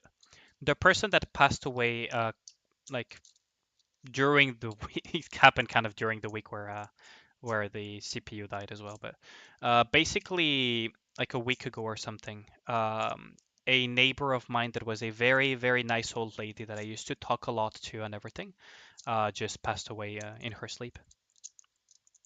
But it's things that happen. Like, I knew her because I chatted a lot with her on a daily basis. She's a neighbor and everything. But the thing that was also pretty sad is that they had a lot of trouble finding a place to bury her here in Paris. A total pigsty. Made it inside. Looks more like things got scrambled because of a battle that went on outside, huh? Yeah, that makes sense. It's not it's not, I mean, you could call her a friend of mine, but it's more like an acquaintance, old lady that was really nice, and I would talk with her and everything, but yeah, it's things that happen. Like, it's just things that happen, like, don't worry about it. I didn't even mention it for that. I just mentioned it for the fact that in big cities, it's actually a real issue as well in real life to find a place to bury people. Like, it was the same as well when my grandfather passed away like 10 years ago or something. Like, we actually had trouble finding a place to bury him. His grandson said it would be the third row from the bottom, number 13. Here we are. So, like, anything wrong with the remains? Looks fine to me. Yeah, like, I talked with the family and everything. They'll be okay, but it does weigh heavily on them. Sorry for talking about such a heavy topic all of a sudden. It's just that it kind of reminded me of that, of those two scenarios those two scenarios situation. I think situations would be the more correct English word for it. my neighbor recently and my grandpa, like on my father's side, like 10 years ago, where it's a real issue in big cities actually to find a place to bury your family. It's a real conundrum because a lot of the graveyards are very saturated and the expansion is not that easy. Oh, this story. Because this side quest is okay. Columbarium is, I googled the word because I did not know that English word personally, but it's basically a place where you where a lot of people put the ashes of their families, kind of like a graveyard but for ashes, for urns of ashes, kind of thing. And here they were mentioning that due to overpopulation, free space in the Ark is at a premium, so burying the dead is very, very difficult and finding space. And it kind of just reminded me of that because it's it kind of reminded me of that situation where, well, my neighbor that recently died and also my grandfather 10 years ago when he passed away, we also had a lot of trouble finding some place to bury him because, again, big cities don't have a lot of space, especially not for the dead. yeah, I'll just cut this conversation out. It just reminded me of that. It was not meant to be a heavy conversation or anything. It was just meant to be like an offhanded comment that it's a real thing in the real world as well, like very frequently.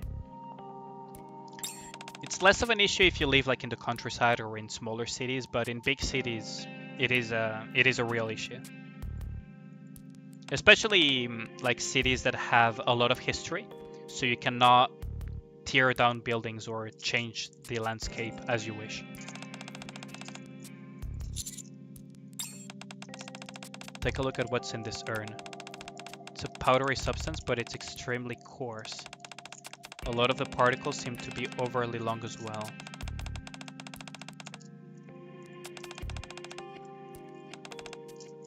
Wait, that means that these are not human ashes? Yeah, that's not human ashes. We should talk to the family first. Try to find out what's going on. Oh, so they're getting scammed out of putting their loved ones, or there's something shady going on? That would be... I mean, like, you know, like Rappi said, it's a powdery substance, it's extremely coarse. She didn't say it gets everywhere, but I think we all thought of that sentence afterwards. Overly long as well, so might be... Huh. So, okay, so we got a potentially dark side story of the Ark in our hands, boys. So, let's just see what this is about.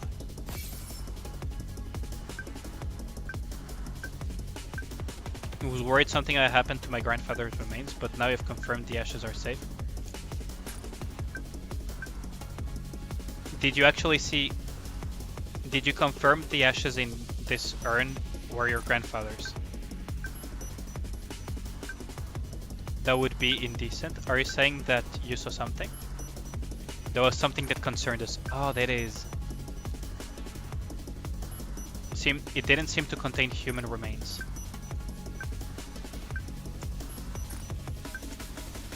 Come to think about it, the urn did feel exceptionally light.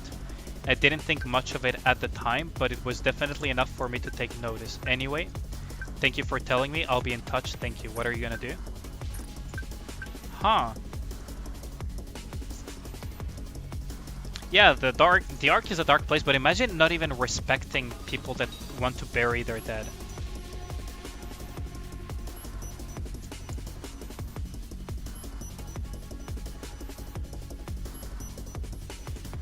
Huh.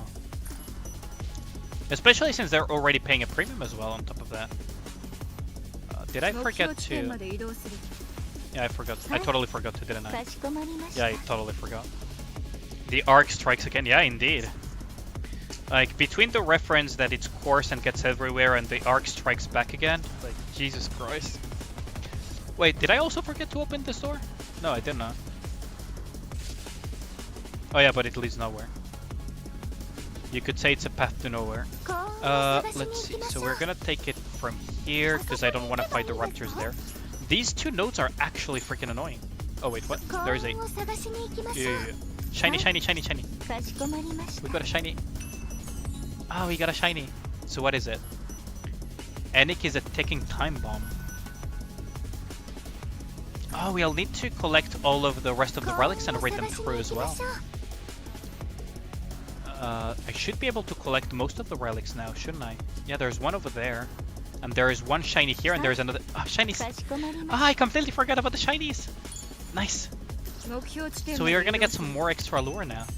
And I can actually complete it. Well, and we also get some music. Shiny, shiny. Well, that's a shiny I don't really care about. Actually, I should be able to reach that shiny over there, shouldn't I? Let's see. Okay, the padding of my Nikkes is equal to how many brain cells I have in combat. Yeah, they got scammed apparently. But why would you put urns with fake remains in the thing? Right. Okay, so we now have the full relic set of chapter 22. I believe I also got the full chapter 21, just double checking real quick before continuing the side stories. But yeah, that would be pretty sad. I mean, between that and the... Yeah, I did get all of the relics, so I have every single relic in the game at the moment available. So we can go through those in a bit as well. Soylent Green, what they do with the bodies? Yeah, that's what I was thinking. Like, imagine at some point we get a reveal as well that Splendomin is Soylent Green. That would be interesting. Honestly, I would not see that coming at all. Even though I'm theorizing about it, I would still be very surprised about it. I would be very, very surprised about it. Imagine freaking we get Soylent Green on top of everything else. Like, Jesus Christ, that would be... But yeah, it is sad that they got scammed. Like, I'm just wondering, like, why would they put fake remains? Like, it means that they are trying to do something with the bodies, right? It means that they're doing something with the bodies. Organic harvesting? Is this going to be like another Ringworld situation? But this time it's the Ark that is doing it. Whoops, I got stunned. You're not the... Yeah.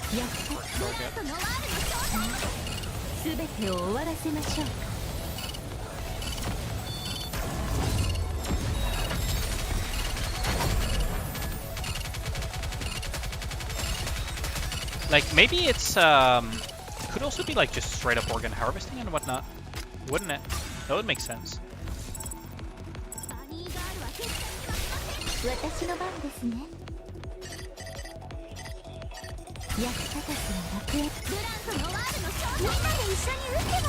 Wow, I'm losing so much thinking so quickly. That is really bad.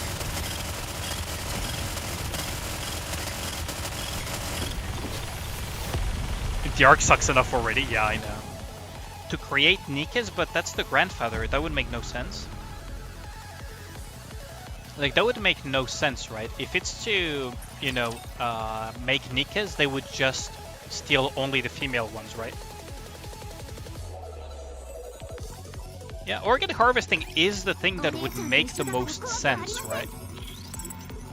You know, to extend the lifespan of the ones that are considered like the nobility inside of the Ark and whatnot. Like, that's what would make the most sense, as fucked up as it sounds. But it could be a lot of things. It could be experimentation on dead bodies, it could be Soylent Green. Like, that would be fucking hilarious if it was Soylent Green and we were actually white. Could be a lot of things. Could just be a straight up scam as well.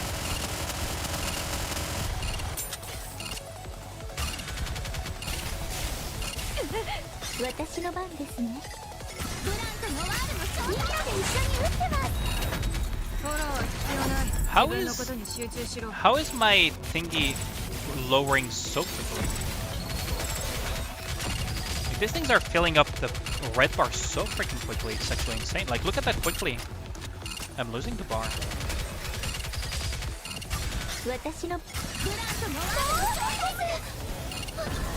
Yeah.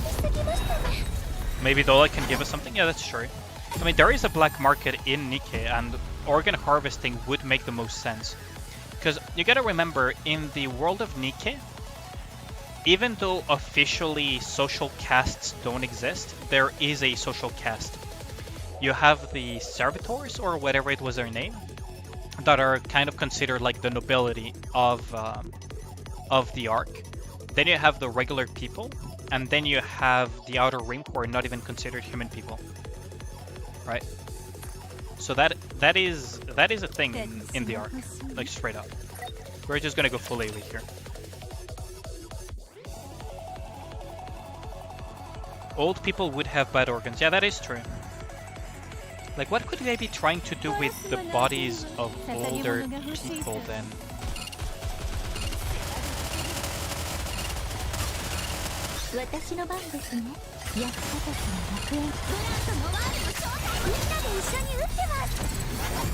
Such a weird situation though. Like, what could they be going at with this side story? Because these side stories are more thought out than people believe, to be honest. Because there are actually entire plot lines about these things.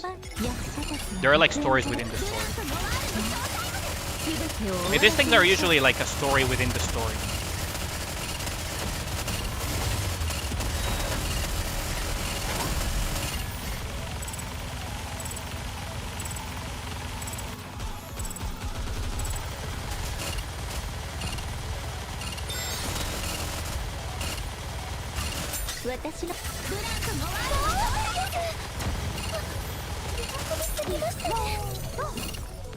Four, three, two, one.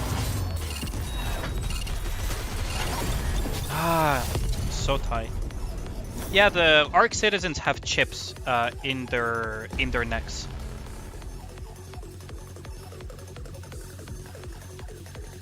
Oh yeah, it could be trying to recycle the Ark. Yeah, that could be it. Just as you might be onto something. Might be stealing the chips from the dead bodies before pretending to cremate them, and then selling them on the black market. Yeah, that is true. Yeah, all of the citizens of the Ark have a kind of like a chip inside of their neck or something that serves as identification of being a citizen of the Ark. In other words, having somewhat human rights versus not having any.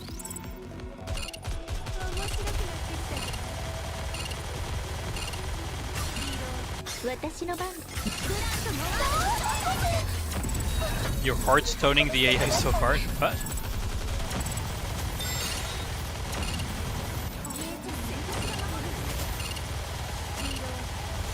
what are you talking about?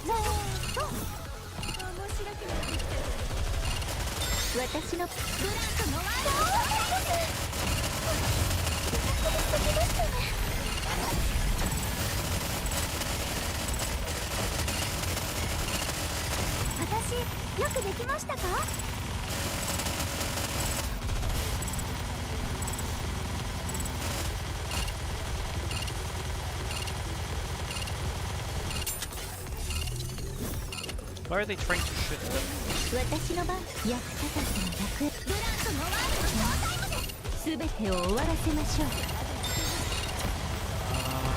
Okay, we got it. Draw cards, play them with refit. Oh, Legends of Runeterra. Okay, I see what you mean. Yeah, I'm saying somewhat having human rights just us, because you know as well as I do that even citizens of the Ark don't really have much in the way of human rights in general. They just have a little bit more than, you know, not having any at all. Like the people of the Outer Rim, like the Outlaws. Like, the Outlaws have straight up just no human rights in the Ark. They straight up just don't have any human rights.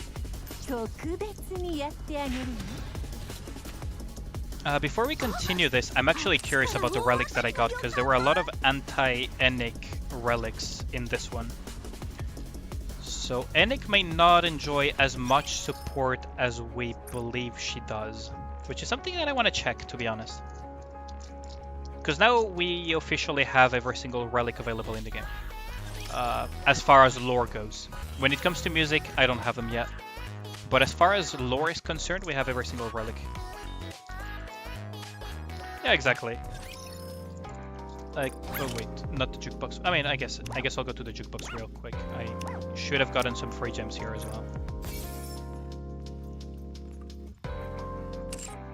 Lost relics. So the anti-Enic relic. So let us begin with this.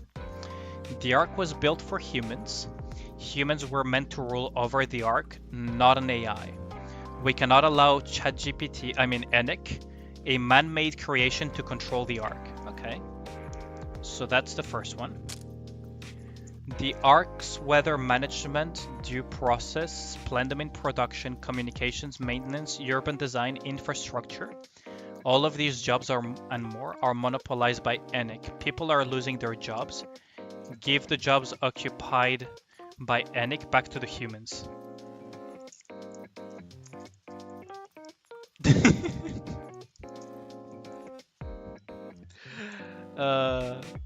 I guess some people are listening. Yes, that was intentional, long trend. Enic is a mechanical lapdog that obeys her master, the central government, without question. Never once throughout all of history has absolutism been conducive to maintaining a working human society. Enic does not and cannot understand humans and therefore unqualified to lord over us. We cannot allow her to exert her control over the Ark. Okay.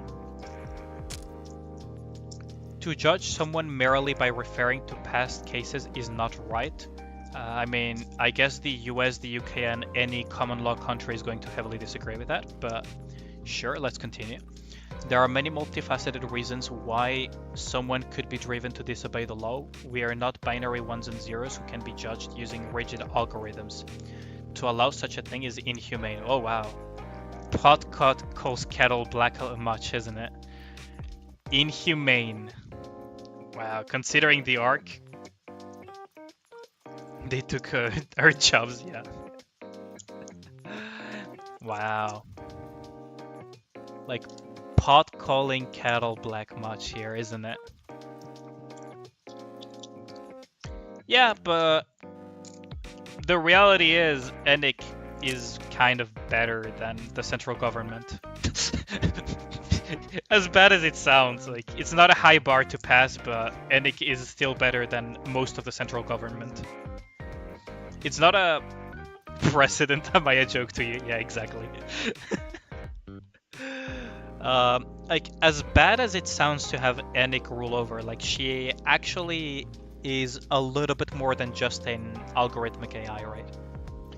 And the central government is actually much shittier than what Enic does in almost every single aspect. It's actually insane. The Ark could collapse at a moment's notice should Enic deem it so. Enic has been granted carte blanche and has run amok. Humans must take the power back. This is... Okay, so all of these down with Enic things, keep in mind, as much as you guys are saying, like, yeah, I kind of agree with them.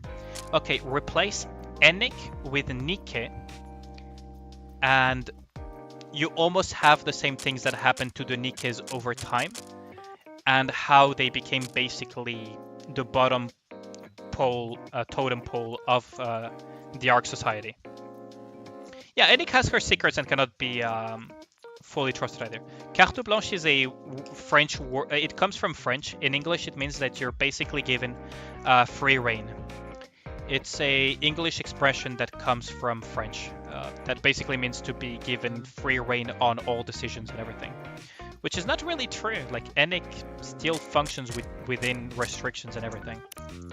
Which is unfortunate because the fucking Ark is a mess when it's not managed by her. Is there anything else that I got from this chapter? Because the high school letter, we already got that. The shopping list, we already went through that. The Doomsday book, yeah, we already got that. I think that's it for the new ones. I might make a video on these at some point, to be honest, because it is interesting to go through these. There's so much lore in these little snippets of information. Free reign, yeah, exactly, Kazuma.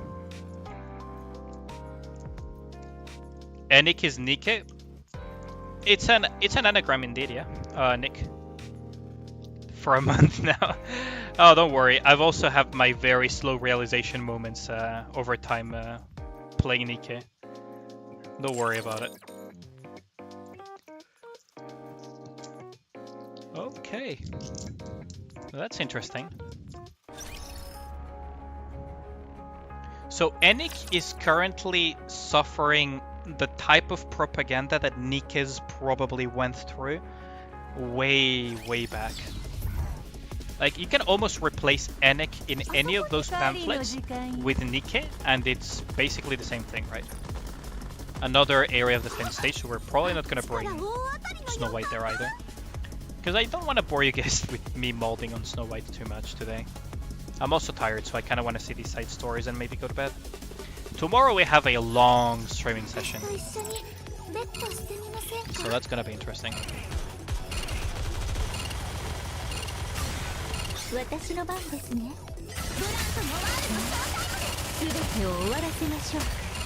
Wait, why is... Oh, for God's sake.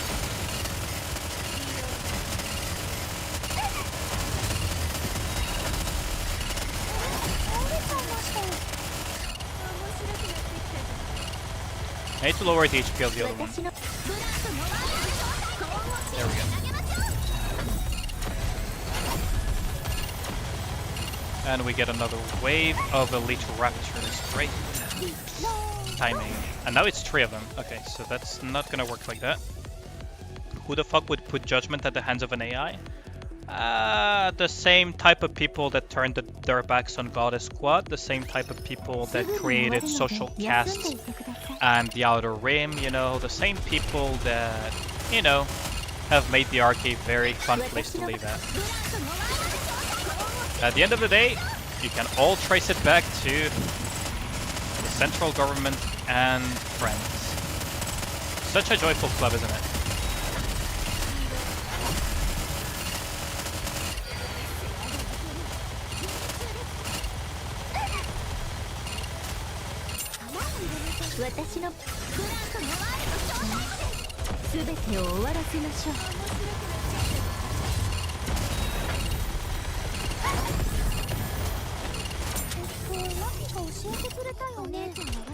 Malaria, yeah, Malaria is 100% dead here.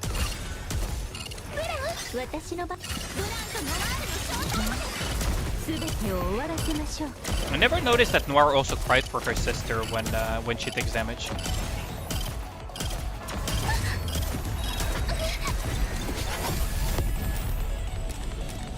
Yeah, like, the thing about the arc, why tomorrow stream longer? Tomorrow stream longer because we have the summer event release and everything. And I also want to just stream a little bit longer because I've been out of streaming for so long that I just want to stream longer in general. But we have the event that is dropping tomorrow. And yeah, like, the problem is you cannot take down the arc because it would be a Pyrrhic victory, right? The arc is kind of like the only place humans live at anymore, so the central government, in a sense, is taking humanity hostage, right? Like, to some extent you could say that the central government and the arc just straight up took humanity hostage to justify anything and everything they do. Because in the end, if you destroy the arc, you destroy humanity. And that is kind of what happened as well during Overzone. The reason why Goddess Squad just didn't straight up freaking destroy the... Oh wow. Okay, so Modernia got freaking clapped there. Is because if they destroyed the arc, they would be destroying humanity by extension. Now, technically, Dorothy didn't mind doing that much initially because she was very pissed off. But she kind of came around to realize that it's not a very wise idea to just straight up destroy humanity. So yeah, that's fun moments with the arc, isn't it?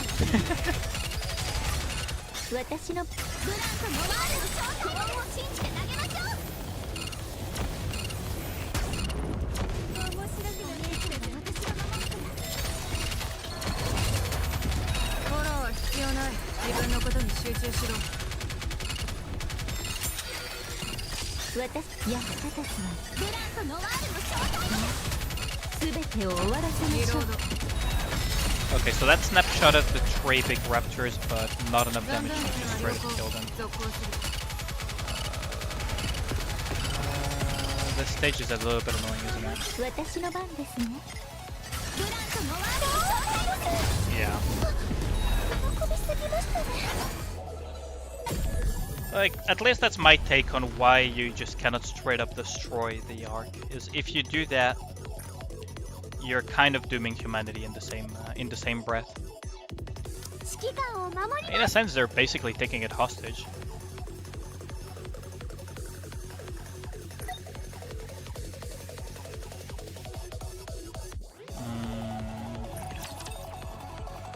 Honestly, I think I'm just gonna end the stream for today here. I streamed like what? Probably around 3 hours today? Let me check. Yeah, we streamed 4 hours and a half actually. You said you'd show Nihilister? Oh yeah, sure. Yeah, my bad. Yeah, I can show you that. I can do that much. I did promise after all. Sorry about that. No, I'm not going just yet, but... At this point, humanity is already doomed. Yeah, but, I mean, they're not technically doomed yet. You still have hope. Because not every... As long as humans are alive, you could make an argument for it, right? So you wanted to see Nihilister, right? So... Okay, let's just slap together a team. I don't think I have many places in the current place to try her out, so I can just show her to you a little bit. So if we went the Pilgrim route, which is where you're going to see her the most frequently, this, I guess.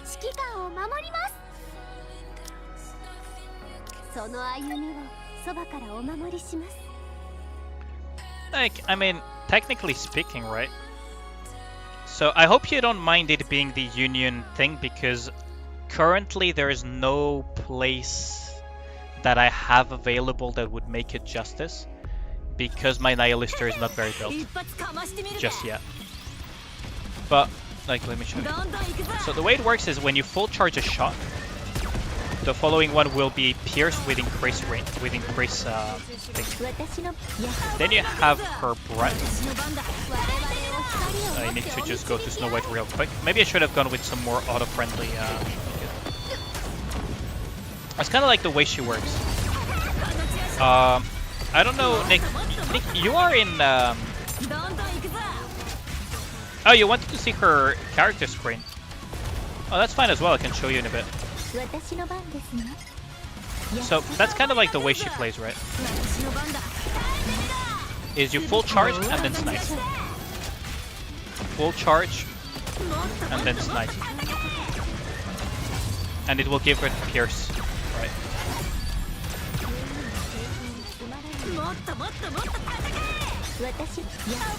And because she's 22nd, she's really, really good in Pilgrim Tower, because she's the only 22nd burst 2 option for Pilgrims. But she does a decent amount of damage, like for example on Chatterbox and probably on Pierce friendly bosses, she will do better than some attacker Pilgrims. Like she out DPS'd my Modernia that is far more heavily invested than Nihilister. Like I'll show you the stats so you can keep that in mind. But she out DPS'd my Modernia. Now, am I saying that she's broken? Probably not. But I would be very curious to see if a heavier invested Nihilister, you know, with limit breaks and all of that, would perform better than people anticipate.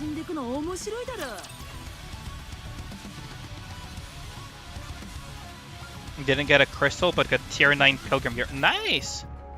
Congrats on that, Namida. Okay, so... I think you are in the Discord, right, Nick? I believe you're on my Discord. I could be wrong, but I think you are. I could be wrong, but... so the character screen is... here. Honestly... I could be wrong, but like it's been a while since I last checked who was still in the Discord. Sarmian Win just joined. And I believe you are in the Discord, so you should be able to... Yeah, you are in the Discord. Okay.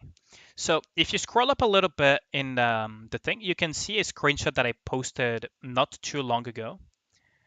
Nihilister basically... I'll PM it to you, actually. It will be easier.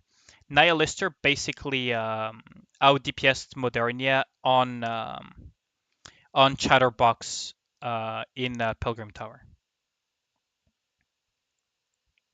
So she has her moments where she will shine, right? It's because you're invisible that I don't see it often. There you go. I PM'd it to you. I DM'd it to you. It's the ultimate. Why did it send an emoji? No idea. That's YouTube for you. YouTube being YouTube. I DM'd you the screenshot. Nihilister ended up out DPSing Modernia. Of course, she's not gonna out DPS Snow White on freaking Nihilister, on freaking Chatterbox, considering especially the gap in investment. Who gonna do co-op? Co-op is not open yet though. But I will do some co-op streams and everything as well.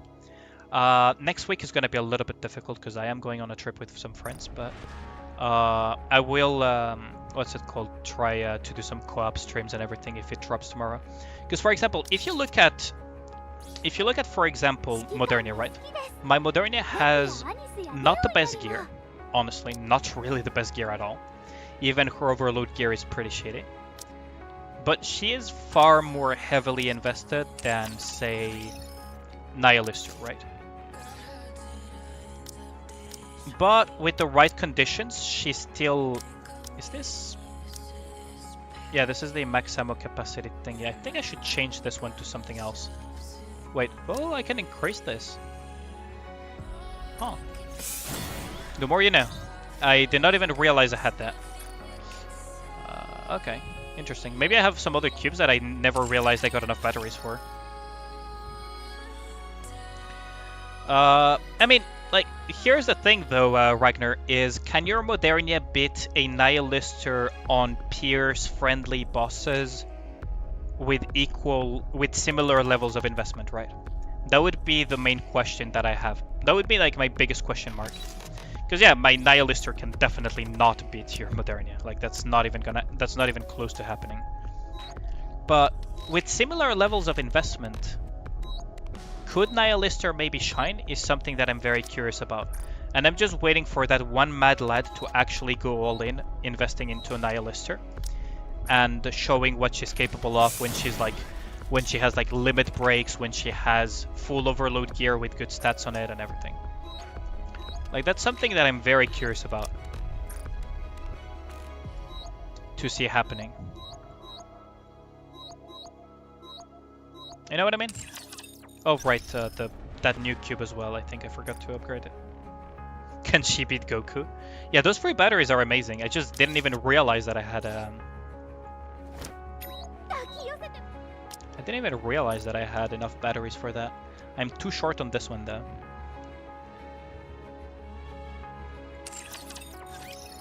But that's like something that I'm very curious about when it comes to Nihilister. Is could she shine with higher investment?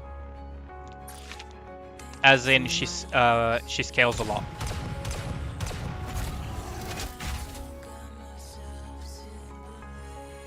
Yeah, rebuild stout doesn't count, right?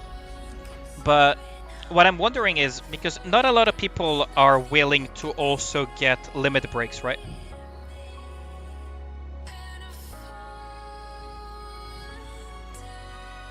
Yeah, a boss with multiple parts to constantly pierce. Like, if we get, I don't know, Union Raid Chatterbox, Union Raid, frickin', what else would it be?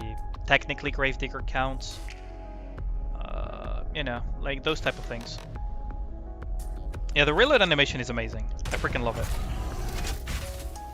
But I'm just wondering, right? Just get a better Union yet. I mean, yeah, not anytime soon. Like, that's the thing. I don't think, because for example, how, okay, here's my question, Ragnar. If your Alice was at limit break 0, right? If your Alice was at limit break 0, how much would it gimp her ability to do damage? Yo, what up, Mask? It's rather unfortunate that you come at this time, Mask, because the stream is almost ending, but I appreciate coming for the support. You barely use Discord, you're one of the people that overload the hell out of you when you get your hands dirty. Yeah, that's fine.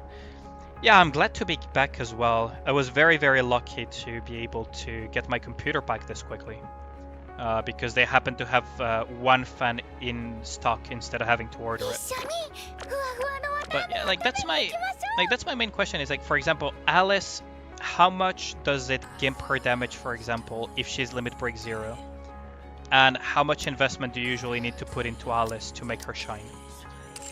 And how much investment would we need to put into Nihilister to have a similar situation? It's just something that I'm thinking about, right? Of course, Burst 3 is always going to be stronger than Burst 2 in almost every single scenario, just because 20 seconds versus 40 seconds, right? That's part of game balance. If her burst at 20 seconds was as strong as, you know, Scarlet or other very powerful burst 3 units, then she would be so broken it would be insane. So there is that too. 10-4-10 with as many overloads as possible. Yeah, okay, that makes sense. No, don't worry about it, Mask. Like, I appreciate the support regardless. It's just okay. So I'm going to do a couple of things. I'm going to chill out the Discord. Alice is a bad example. Yeah, I guess so. But another example would be like Snow White. Like, how much do you need to invest into Snow White before she actually shines, right? Alice with synergy. Yeah, but you can also build sort of synergy with Nihilister, right? In theory, you could also build some form of synergy with a Nihilister. She's an exception, not the rule. Yeah, exactly, but we don't really have that many Nikkes as examples. But that's like my main question is, there are some Nikkes that just shine with investment and are absolute fucking dog shit if you don't invest into them to make them relevant. So I'm just wondering if Nihilister is one of those or not. We'll see with the next Union raid, because there's bound to be at least 1 or 2 people that invest into it. Yeah. I agree with you, Ragnar, on that. Correct me if I'm wrong, but isn't Nihilister's JP voice actress also voices Tomo-chan from... Is it? Let me check, because I'm not too sure. Hitomi Nabatame. Hitomi Nabatame, I believe, is...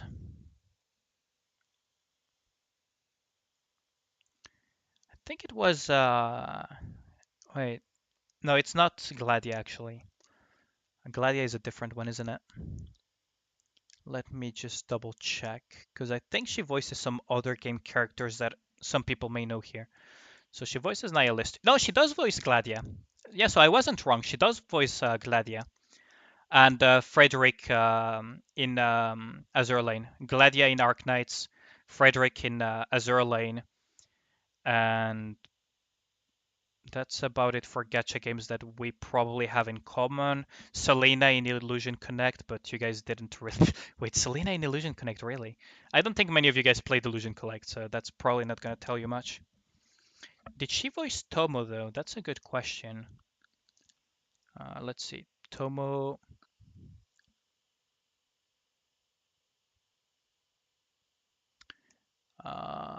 No, it seems she does not voice Tomo. No, she does not voice Tomo, but Nia Honjo from Data Live, or Nana Oise from Bleach, Blood War, or maybe you guys know Vinland Saga, Ilva.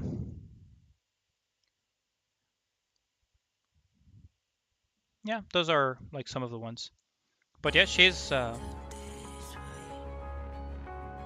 Selena the Disgusting Umbrella Tank. Yes. You also play the Illusion Connect, I see, Ragnar. Funnily enough, the first 2 videos ever on my YouTube channel, where the first one was Revived Witch, and the second one was Illusion Connect. Although it was me sharing like some cheating in the arena at the time of Illusion Connect. And the very first video on my channel ever was me sharing a very silly situation in Revive Witch. But yeah, she's voiced by the person that voices Gladia, for example, which is very different, to be honest. Very different feel.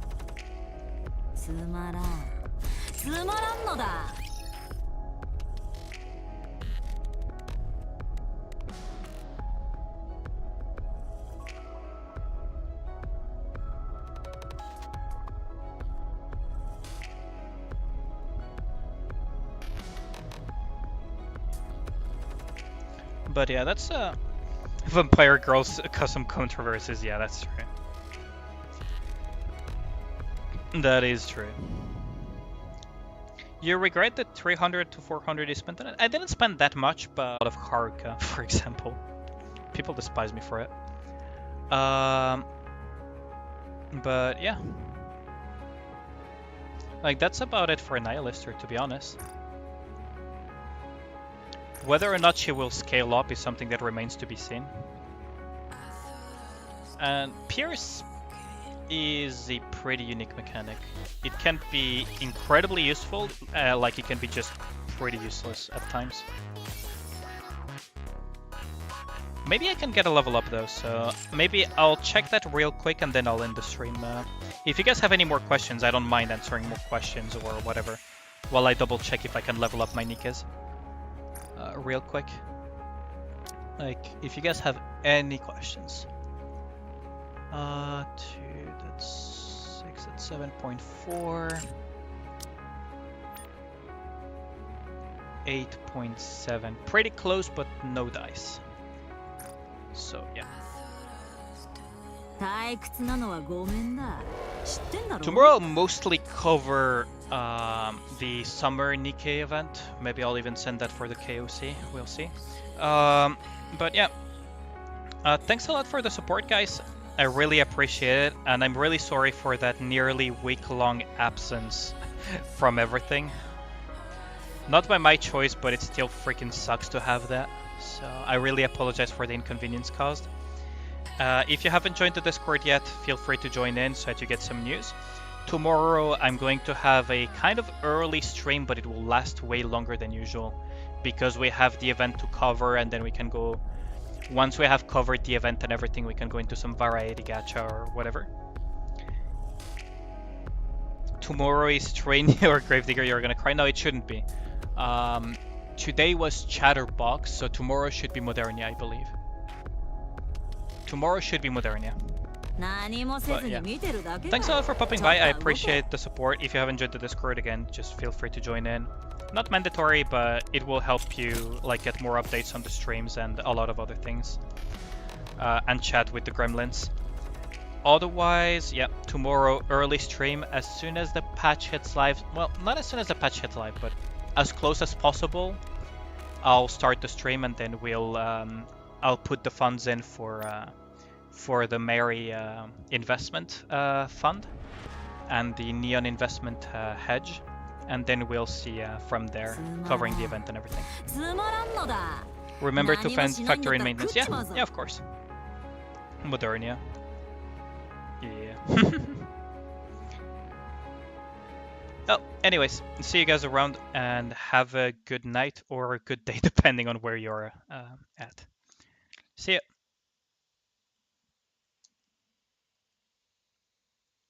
Thanks a lot, Tim Jr.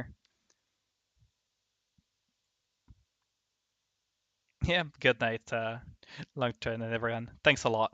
I'll still be around in the Discord for a little bit. Not for too long, because I do want to go to sleep. It was a long day, but yeah, see you guys around.